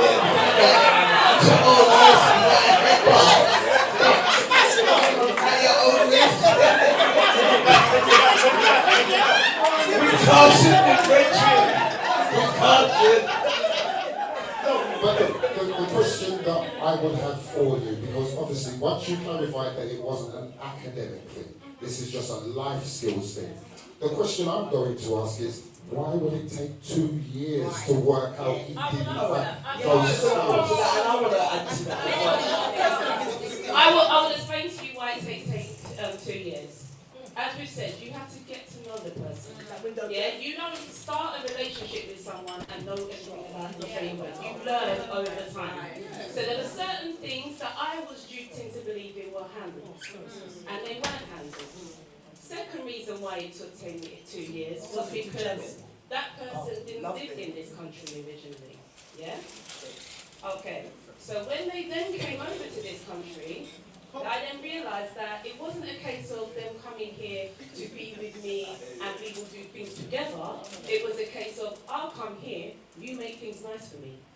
Okay. Right. Yeah, that's what women are doing. You better have your red book. Hold on 1 second. I think that this whole dating sideways thing, it does apply to you men as well, right? Surely there must be a context where from a manly perspective, you feel like this girl can't support my dreams. She's not a safe place for me to put my burdens. Do you know what I mean? I know some men who have dated a woman and they'll sleep in her bed, but she don't know nothing about his finance or his family or whatever, for whatever reason she protected himself from that. Do you understand what I mean? So it applies, I think there's an application to gentlemen, yeah, and maybe it's certain type of gentlemen who decide to pursue certain type of women. There might be some men who are like, I just want to avoid that drama altogether, so I don't get myself involved with anybody that I'm not a certain way about in a certain direction. I don't think it's just a female thing, but please, as a gentleman, let me know. My sister, let me answer that on behalf of many of us, and it's not just a woman thing, man thing. I agree. It's the compatibility of the two being together. So when our parents entered into a relationship, we had like a phase, what they call courting. Now, many of us jump the courting and jump straight into the sexuality, where there lays the problem. So engaging with somebody before you free up, so to speak, right? What you should be looking at is the compatibility of two of you becoming one. No, because compatibility not paying the bills. Well, in working together, right, you will work out. Right. If it's not Jay, compatible let me for ask you this, Mr. Vogel, let me ask you this. Do you think that sometimes, I'm not going to say men or women, but people in a relationship put their best foot forward and say what? So, in order to get to know the person, you have to be honest and... Correct. And so compatibility is great if the person's being honest and true. Well, this but is if where you're the saying what courting... you think I want to hear, how do I get to know you really? Well, this is where the courting comes in, because courting you're on trial. So you're working out what can be worked out. So sometimes, like you said, the person may not be honest, but it shouldn't take you 2 years to find out. No, people can lie. I think that's wrong. Right? I think that's wrong. That's wrong. I don't agree. All right, all this. Come on. Can I just say, people can act. And they will act for as long as they need to act. They would have got you, and then they say, this is who I am. No, my sister, this is where the courting comes in. Listen to me, please listen to me. Right?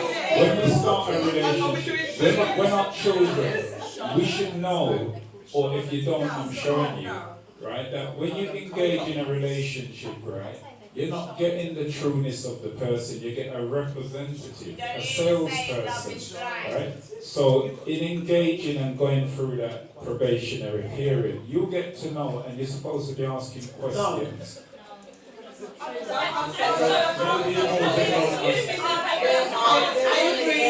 agree with my sister there. Yeah, very, very good actors. I would act for as many years as they need to get what they want, and once they get what they want, they will show you who they really are. Humans.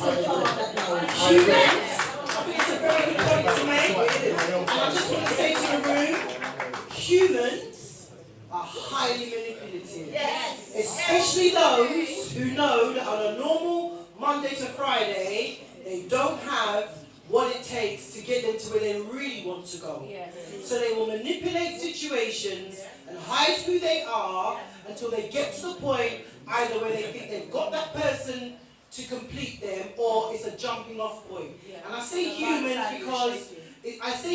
because it's equally men and women. There's some highly manipulative women, and there are some highly manipulative men.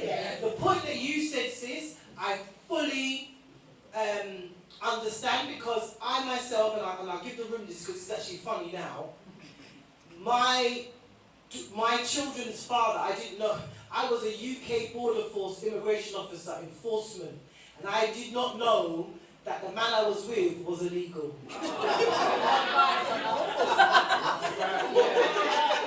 How? See, no, I don't say for jokes, I say for truth. No, but how? I say for truth. Because we were planning to go to Jamaica and everybody was acting like we're going. Ticket booking up and deposit making all these things. And it wasn't until his older brother said, "You ain't going nowhere." He said, "Miss D, you know, I have something to tell you. I'm not me supposed to tell you, but I'm supposed to tell you."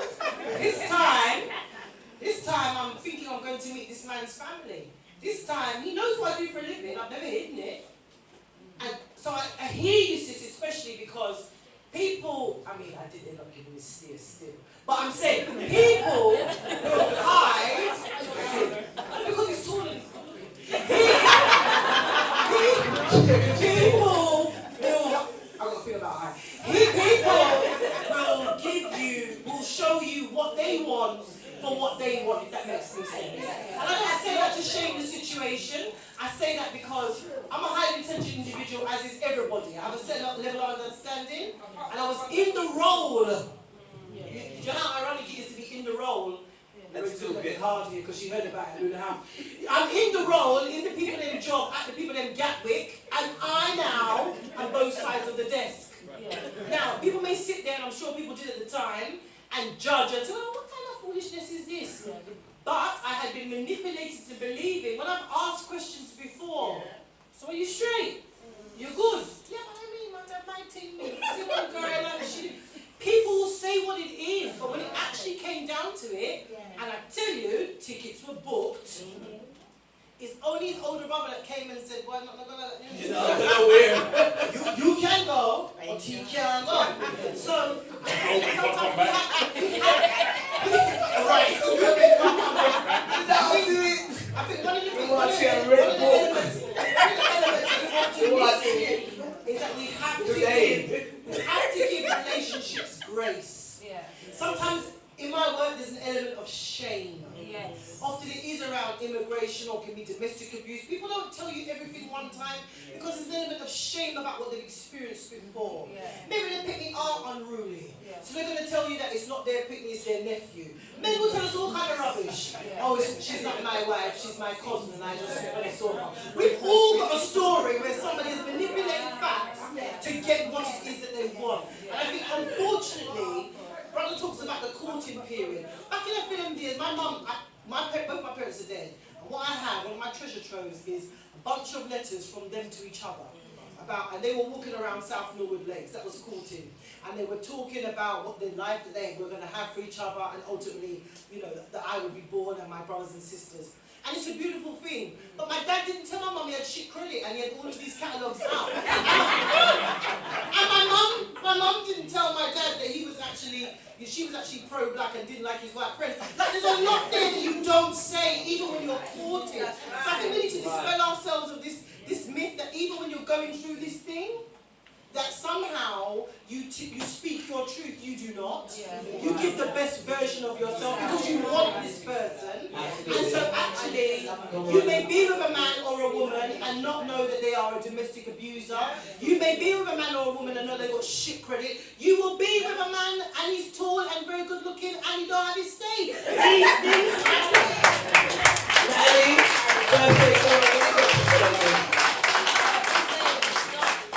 possible, and it's not. There's no shame on the person that's been duped.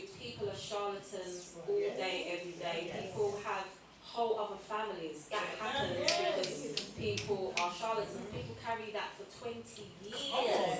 2 years ain't nothing. Yeah. So, no, it's easy. It's very, very easy to happen. And no one beats themselves up more than the person that got duped. Right. So I had 2 children still in the world. You know, like, Charlie, you have to like, remember, the panel are your friends, yeah? Be But no, I got with somebody who I know for about 15 years, and he was on my case on the other case. Let me give it a go. He was the one who instigated the whole phone call and everything else. Cool. Let's go on holiday. Alright, no problem. My mum passed, he wants to be there for me. No problem. When I clocked what he was stopped doing, he found a problem. He's an educated man, but he hasn't got no street sense. Yeah, and I found that out. Now I'm on a cruise with a man who knows what Christmas time is not a great time for me. He didn't realise that I'm standing right next to him crying. A woman really notices, but he goes to sleep with you. Why?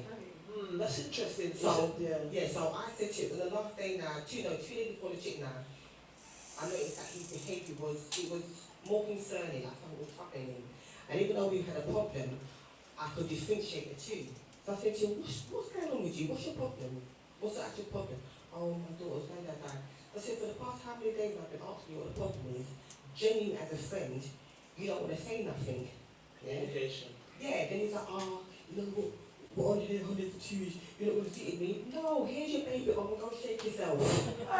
Yeah, so... No, I wasn't expecting that. Go shake yourself. I'm saying he was a very educated person, but when I turned and I said to him, you think you know me, but if you were the last person on this earth, if I was one of those people who want to commit suicide, you're the last person I wouldn't want to be around. I said, as highly educated as you are, you're a very dumb person.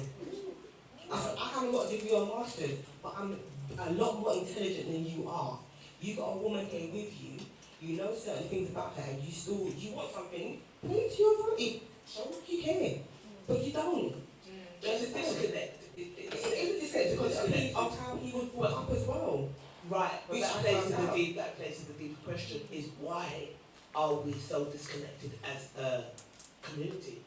Why are we disconnected, the black man and the black woman? Why are we so disconnected? I did find out as well, through speaking to him, other things I'm baffled, is that he's used to women wanting him, needing him. Yeah, someone said, I think it was you, Natalie, that said that men are in the divine feminine Yeah, men are in the whole divine feminine right now. We used to do the courting, they want us to chat to them, they want us to chase so bad. But they turn around and call us masculine when we do it. He didn't, because he's so used to women wanting things from him, he then found somebody who didn't actually want anything from you. Physically, like, okay, if I take my husband, I'm going to get something from my adopted mum, a heater cover. Can this fit in my car? Oh, I was supposed to go and get it with you in it. No. Can it fit in my car? That was a freaking question. Answer it. Simple as that. So what he's used to and what he came across was a whole different thing. So you think communication between us is a problem? There's like a block with communication. It's a problem, but then I think you find when some men, because they're used to dealing with certain women, and then they come across somebody who, you know what, there's not really much I need from you, I just need you to talk to me. You know, like, some women are very materialistic, and men like the fact that, okay, they want something because they're used to, that's something they're used to. I wasn't that. I made it quite clear to him. But I think it goes back to being taught. It's all of the conditions that we have. Yes. So it's just how do we talk to each other, basically. I want to hear from the men. How do we talk to you? How do you hear us? How do we talk to you so that you can hear us? Blah, blah, blah, blah, blah, blah. That's the problem. When we talk, we hear blah, blah, blah, blah, blah. How do we talk to you so that we don't hear blah, blah, blah, blah, blah? So that is a problem. We cannot. There's a block there. It's like an invisible block. Do you know, from my own personal point of view, I believe that a lot of the time we are telling you what the issue is. We are telling you what the problem is. We are telling you how we see it. And unfortunately, what we get back is how you see it, or how you think that we should see it. Right. And as a result of that, that becomes a complete disconnect. Because as far as I'm concerned, you're not even listening to me. Now this is the person that would have said in the beginning, if you've got an issue, I'll hear you. If you've got a problem, talk to me. Right. I'm talking to you and it's like you want to tell me how I should feel or feel when I'm telling you how it is. Right. The only problem with me. No, actually, can we acknowledge that? I think for me, as well for me, I'm a bit of a solution guy. So if you're telling me something, You already know Gary boy. Gary's got the solution. You already know that. Come on. so I do have issues when people telling me things. I'm there in my mind. I'm thinking, how can I help you? I'm not listening to you. I'm straight. I know that about myself. Like if you've got issues, some people just want to talk about it. I'm thinking, how can I sort that out? Right. So that becomes a problem with some people, but that's how some people are. Everyone's different, and it's just because that's how I show my affection by trying to sort things out for you, trying to help you. It's not a negative. No, but some people would say it's a negative because you're not communicating. You're kind of trying to sort out my problem that I want to be sorted out. I will sort out myself. You like it. Related to what Gary just said about communicating, are you talking to the person or are you talking at the person? That is the core of a lot of the problems, right? So if you're talking at the person, the brother he hears his clothes and he's not hearing anything you say thereafter. Okay. So it's about communication. How do we effectively communicate as women to you guys? I don't think it's Correct. It's not a sexist thing. It's for the brother asking the sister or the sister asking the brother what they like, what they want, how they expect. What it's like. If we go to for a meal, I may be accustomed to ordering for you without asking you what do you like.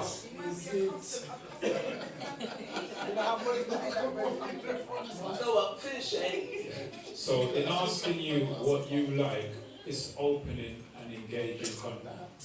And you can go forward. But if I say, well, she wants this and she wants that, you may be a type of woman that's submissive and you just accept that.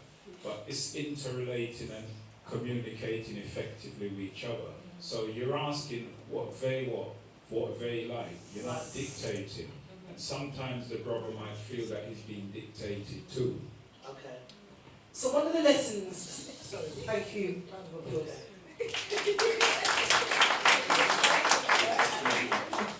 In my 10 years of work with specifically black women, one of the things that is a lasting legacy is out of the two genders, we've been spoken to the most. We hear it from everybody, messages from grandparents, messages from mothers, messages from fathers. So what we've learned in terms of communication is that we speak, but we don't listen. We hear to respond. Yeah. Right. We don't listen. Do you think that's a black woman thing? I think it's a.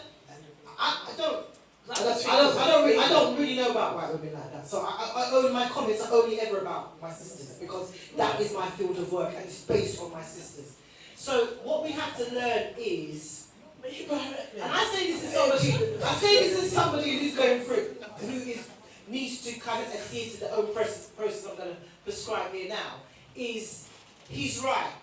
A man, we will say, first thing we do, tell us the truth. He tells us the truth, and then we don't like him. So we tell him he's out of order and he's gaslighting. Words, two of us have two little streaming television knowing if I'm Netflix and gaslighting is a big thing. And we're going to tell him, say, you're gaslighting me, and the fact that I've got back fat, you're wrong. And we've got the words, we've got the narrative. You're a narcissist. But what we don't do is we don't listen to understand our man. So my man is going to be different from Trisha's man. It's going to be different from Natalie's man. What we don't spend the time in doing is learning what the art of communication is for him. So if we go back to the 5 love languages, some people's things is gifts. Some people's things is touch. Some people's things is quality time. What we have to learn, and where we have to, right, exactly, love languages. What we have to spend the time doing if we want it to work is spending the time to understand how our partner communicates with us. Okay. And giving the time to that, to listen, not to respond, but to listen to understand. And sometimes we even do it to our children too. We listen to respond. Mom, you did press, you boss me out somewhere, 2 jobs. Because we have learned generation after generation, so we've been told. We've been told by our communities, generation after generation, that how we feel is not important. And what we've turned around now in an age of agency is we've told our men by our actions, what you've got to say, Desmond, is shit. I'm not really interested. That time Desmond is telling you, well, it's really difficult on the job. I think I need to go to college to upskill. We don't hear that. So I'm fair in all its parts. Equally, as black women, when your partners, when your children are talking to you, listen to understand and not necessarily listen to respond. Thank you. And now I'm going to convey. Yes. Yeah, I think you're right. I do believe it's about expressing yourself with your significant other. But I also, the failure of certain men, I think the lack of emotional intelligence plays a big factor as well. They're not knowing how to talk and communicate with their woman effectively and the needs of any problems she has throughout the relationship, and not willing to listen. Thank you, my brother.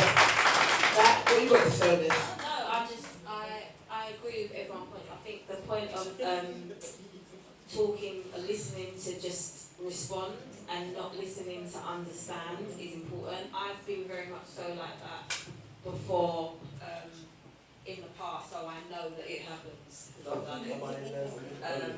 But it's important because then what happens is when something does happen, you feel bamboozled or you feel blindsided, but you're not blindsided because they were telling you the whole time, you just weren't listening. So yeah, no, it's important to listen. Korea, what you got to say? I feel like this listening to understand business is on both parts. Men don't like to understand us in so many different ways, and we don't like to understand men in different ways. Like I said earlier, it's why I feel like we don't take enough time to get to know each other properly, as in seriously, and that takes a lot. It's patience. Can I ask, was anyone here taught how to understand themselves, or did you just have to figure it out? Figure it out. What's the average age that we began to figure it out?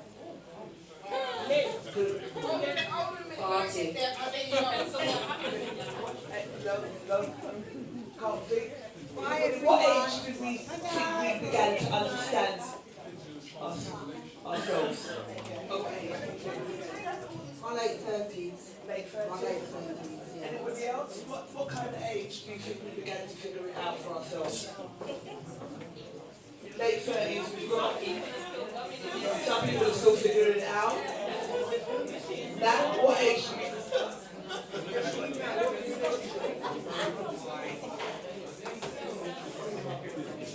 So, I guess if we're saying late 30s, some people are still trying to figure it out. If we don't know ourselves, how are we going to really get to know our significant others? It's just not going to happen. So that's kind of the block. Yeah. No? 100%. But I don't know whether people saw, I think it was a short, YouTube short, where there was a lady, not from England, who was basically saying that if she's talking about her problems, if she's letting off her stresses and how she feels, she don't want to hear her man's stresses. The man said, well, I think when he needs to hold his stress up. As far as she was concerned, I'm not here for a shoulder for you to cry on. You carry your stress or your problems back to your mother. She grew you. Yes, that's what she said. She grow you. Now the weird thing is, that's where the resentment comes from. The weird thing is, because men are human. The weird thing is, we have to be their safe space as well. There was a lot of women who came for her. I mean, they were absolutely apoplectic with what she had actually said. Right. However, when you went down the list with the comments from the men, right. we all got it. We all understood what she was saying. We all felt that she was actually telling the truth. And I then had a thought from the past and began to realise, my mother told me the same thing. If you have problem and stress, you don't tell your woman. You carry that to your friend or somebody else, because unfortunately, when you do that, at a later date, it will be used against you. It may not be the right. Okay. All right. So it may not be the right mentality, but you've got to understand. That's a female who told us not to do that. I disagree. It sounds like it's coming from, don't tell your woman your problems because she's going to use it against you later on in the future. But how can you trust somebody in that situation? You can't. Exactly. The real problem here is, if she's coming to you to tell you her problems, her stresses, there's a right place and a time. Just because she's telling you what she's going through, what she's dealing with, doesn't mean now you have to counter it with, well, this is what I'm dealing with, this is what I'm going through. Listen to her, understand her, give her space, give her time, and then when it's your time to lay down what your stresses are, then fair enough. And it's about balance, no? No. I totally agree. I mean, in effect, that's the way it should be. And I don't think she was really saying that it was a case of she was talking about her problems and he countered her. She was basically saying, I don't need to know your problems. I don't want to know your problems. You deal with your problems. And the man in the room turned around and had to say to her, that's why the rate of men killing themselves is so high. Because we have nowhere to go. And then when we do open our mouth and talk, we're seen as weak. We're seen as moist. We're seen as, you shouldn't really, he's not a real man. And this is where the absolute disconnect comes from, if you're actually being honest and want to hear it from a man.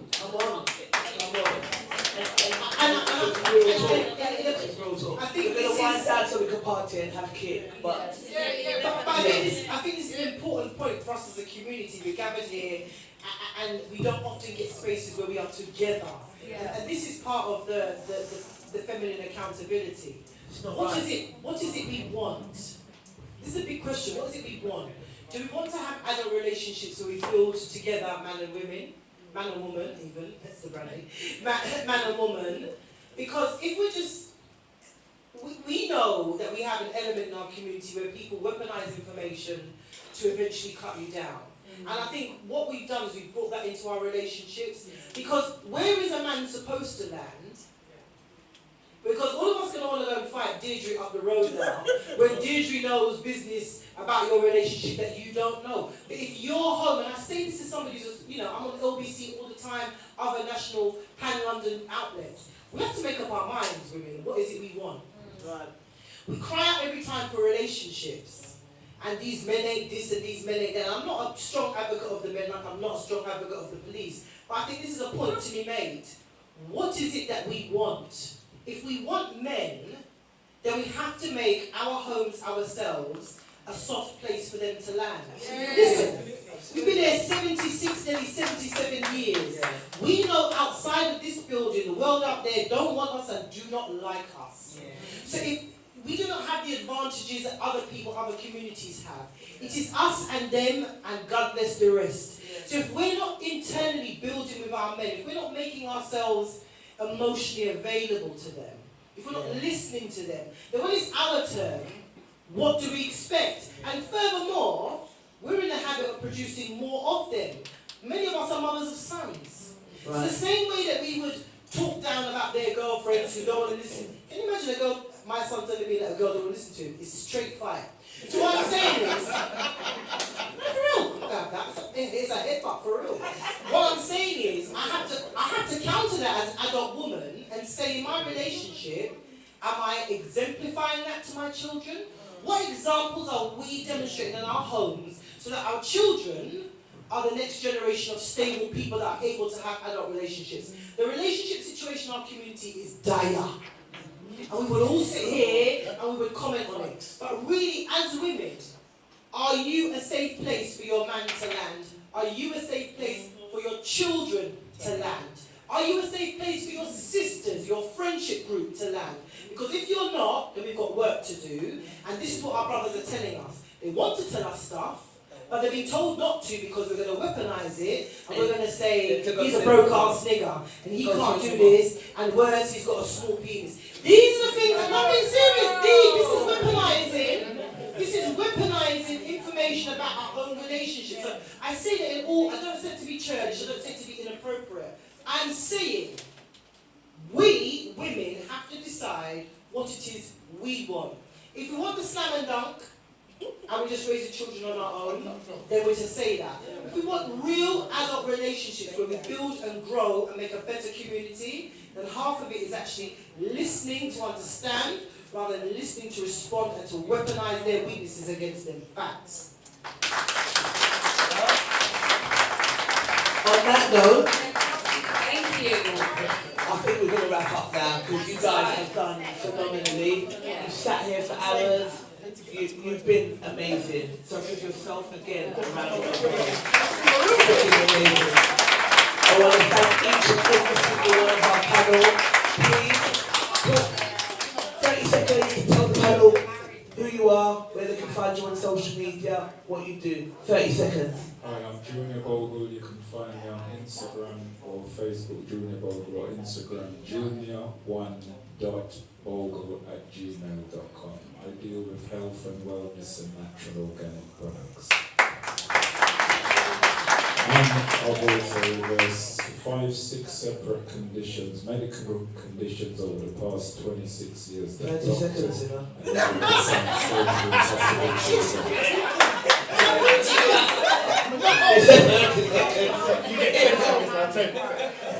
That's perfectly fine. I'm Desmond. I don't do social media like that. So I ain't got no Insta hook, no Snapchat hook, no nothing like that. It's not a me thing. Shasha, and then they can find them. Give them a little 30 seconds. My name is Shasha. I'm also the assistant lead to Tisha and Natalie for Black Excellence and their pop-up shops that they do. I'm on Facebook and Instagram, Charlie Samuel. We don't have to I don't need no introduction, but if you want to follow me on Instagram, my name is Biggest Food, and on TikTok it's Bayern for Croydon. But thank you very much for giving us the time. Hello, my name is Carita. You can find me on TikTok as Carita Mamacita, where I give you content about being a solo parent in London and just some funny stuff I'm doing today. I am Natalie. I work in media and PR. I also work with Trish, Bravado, Black Excellence.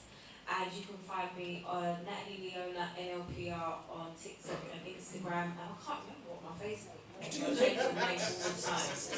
But Natalie Leona Roya. I'm Twitter. Well, probably the best thing to do. My name on Donna Murray Turner on LinkedIn. Depending on who your contact is for, through Trish or Natalie, if you want to find any one of us, you probably ain't going to remember the names. It's better to ask Trisha or Natalie who was A, who was B, and they'll connect you and reconnect you. Thank you, guys. I am Miss Trisha Blake. I am the director of Beauty Choice. I make African-inspired jewellery and headdresses and all things glamorous and diva. Absolutely. And I also co-host Bravado with Natalie Roya. And we also have Black Excellence, as we said, where we showcase Black-owned businesses if you have one. We've got a market coming up for Black-owned female businesses in honour of International Women's Day. That's going to be hosted in Archway. So if you're interested, if you have a Black-owned business, please do contact us. We would love to host you. And yeah, that's what we do. I also want to take this time to say my co-host, Natalie, has turned 40.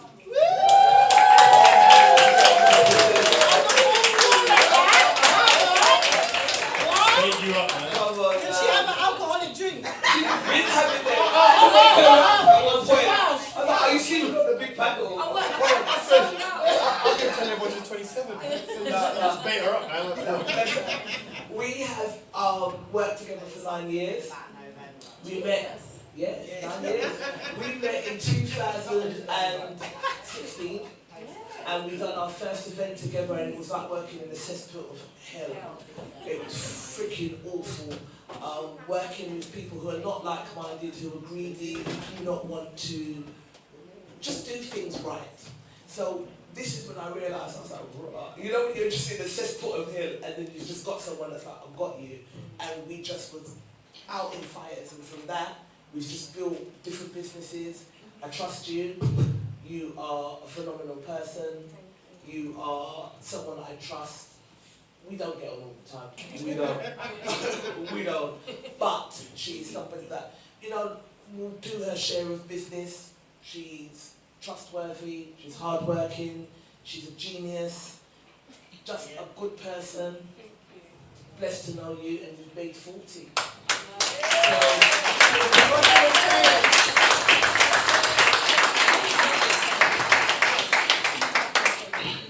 We're clapping for you. Take your flowers.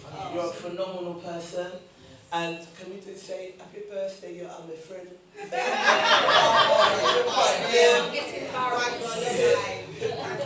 we're going to get some cake. We all sing happy birthday to my co-host. We have some cake. The bar's on us. We work and we're charging. Are we wetting her up? No, she's not going to have that. Fine.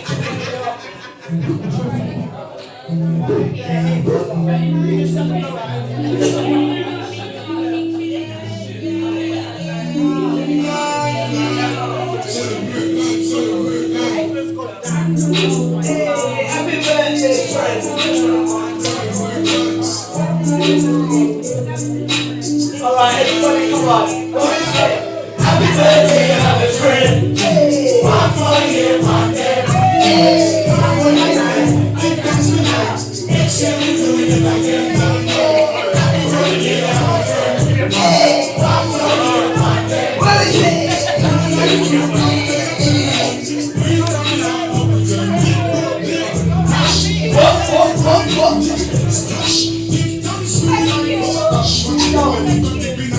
Alright. They're like, we want to drink in the UK and go home. We're done with this. So, again, thank you so much. Thank you so much. It's been a pleasure. That's been a wonderful. Yeah, it's been a pleasure. It definitely. Also, we need to thank. Listen, Gary said, I am not doing a panel and doing a DJ. We said, yes, you are. So, thank you so much to Gary. Thank you. Listen, he said he's a solutions guy. He's absolutely someone that we need to have on the team. I think you're a fantastic example of a man. You're someone that I can call on. He's genuine, he's honest, he's true, and he is. Like, ask Gary. I've got figure to if you don't tell him. So, thank you for being. And Carl is someone that we're going to be working with. We're going to be streaming on his radio station, so Spotlight. Where can they find you, Carl, so that we can roll the audience and all that? Thank you very much, Trish. SpotlightRadio.co.uk. We are broadcasting live. We are broadcasted on Facebook right across the networks this evening because there's not many shows like this and we need to get this out to the wider media. The topics that we have been speaking about today need to be reached to the wider black community. So we're going to be doing a lot more to try and raise the network numbers and interlink with each other. Okay, so thank you for coming down this evening. And to all the listeners at home, good evening. I'll see you tomorrow.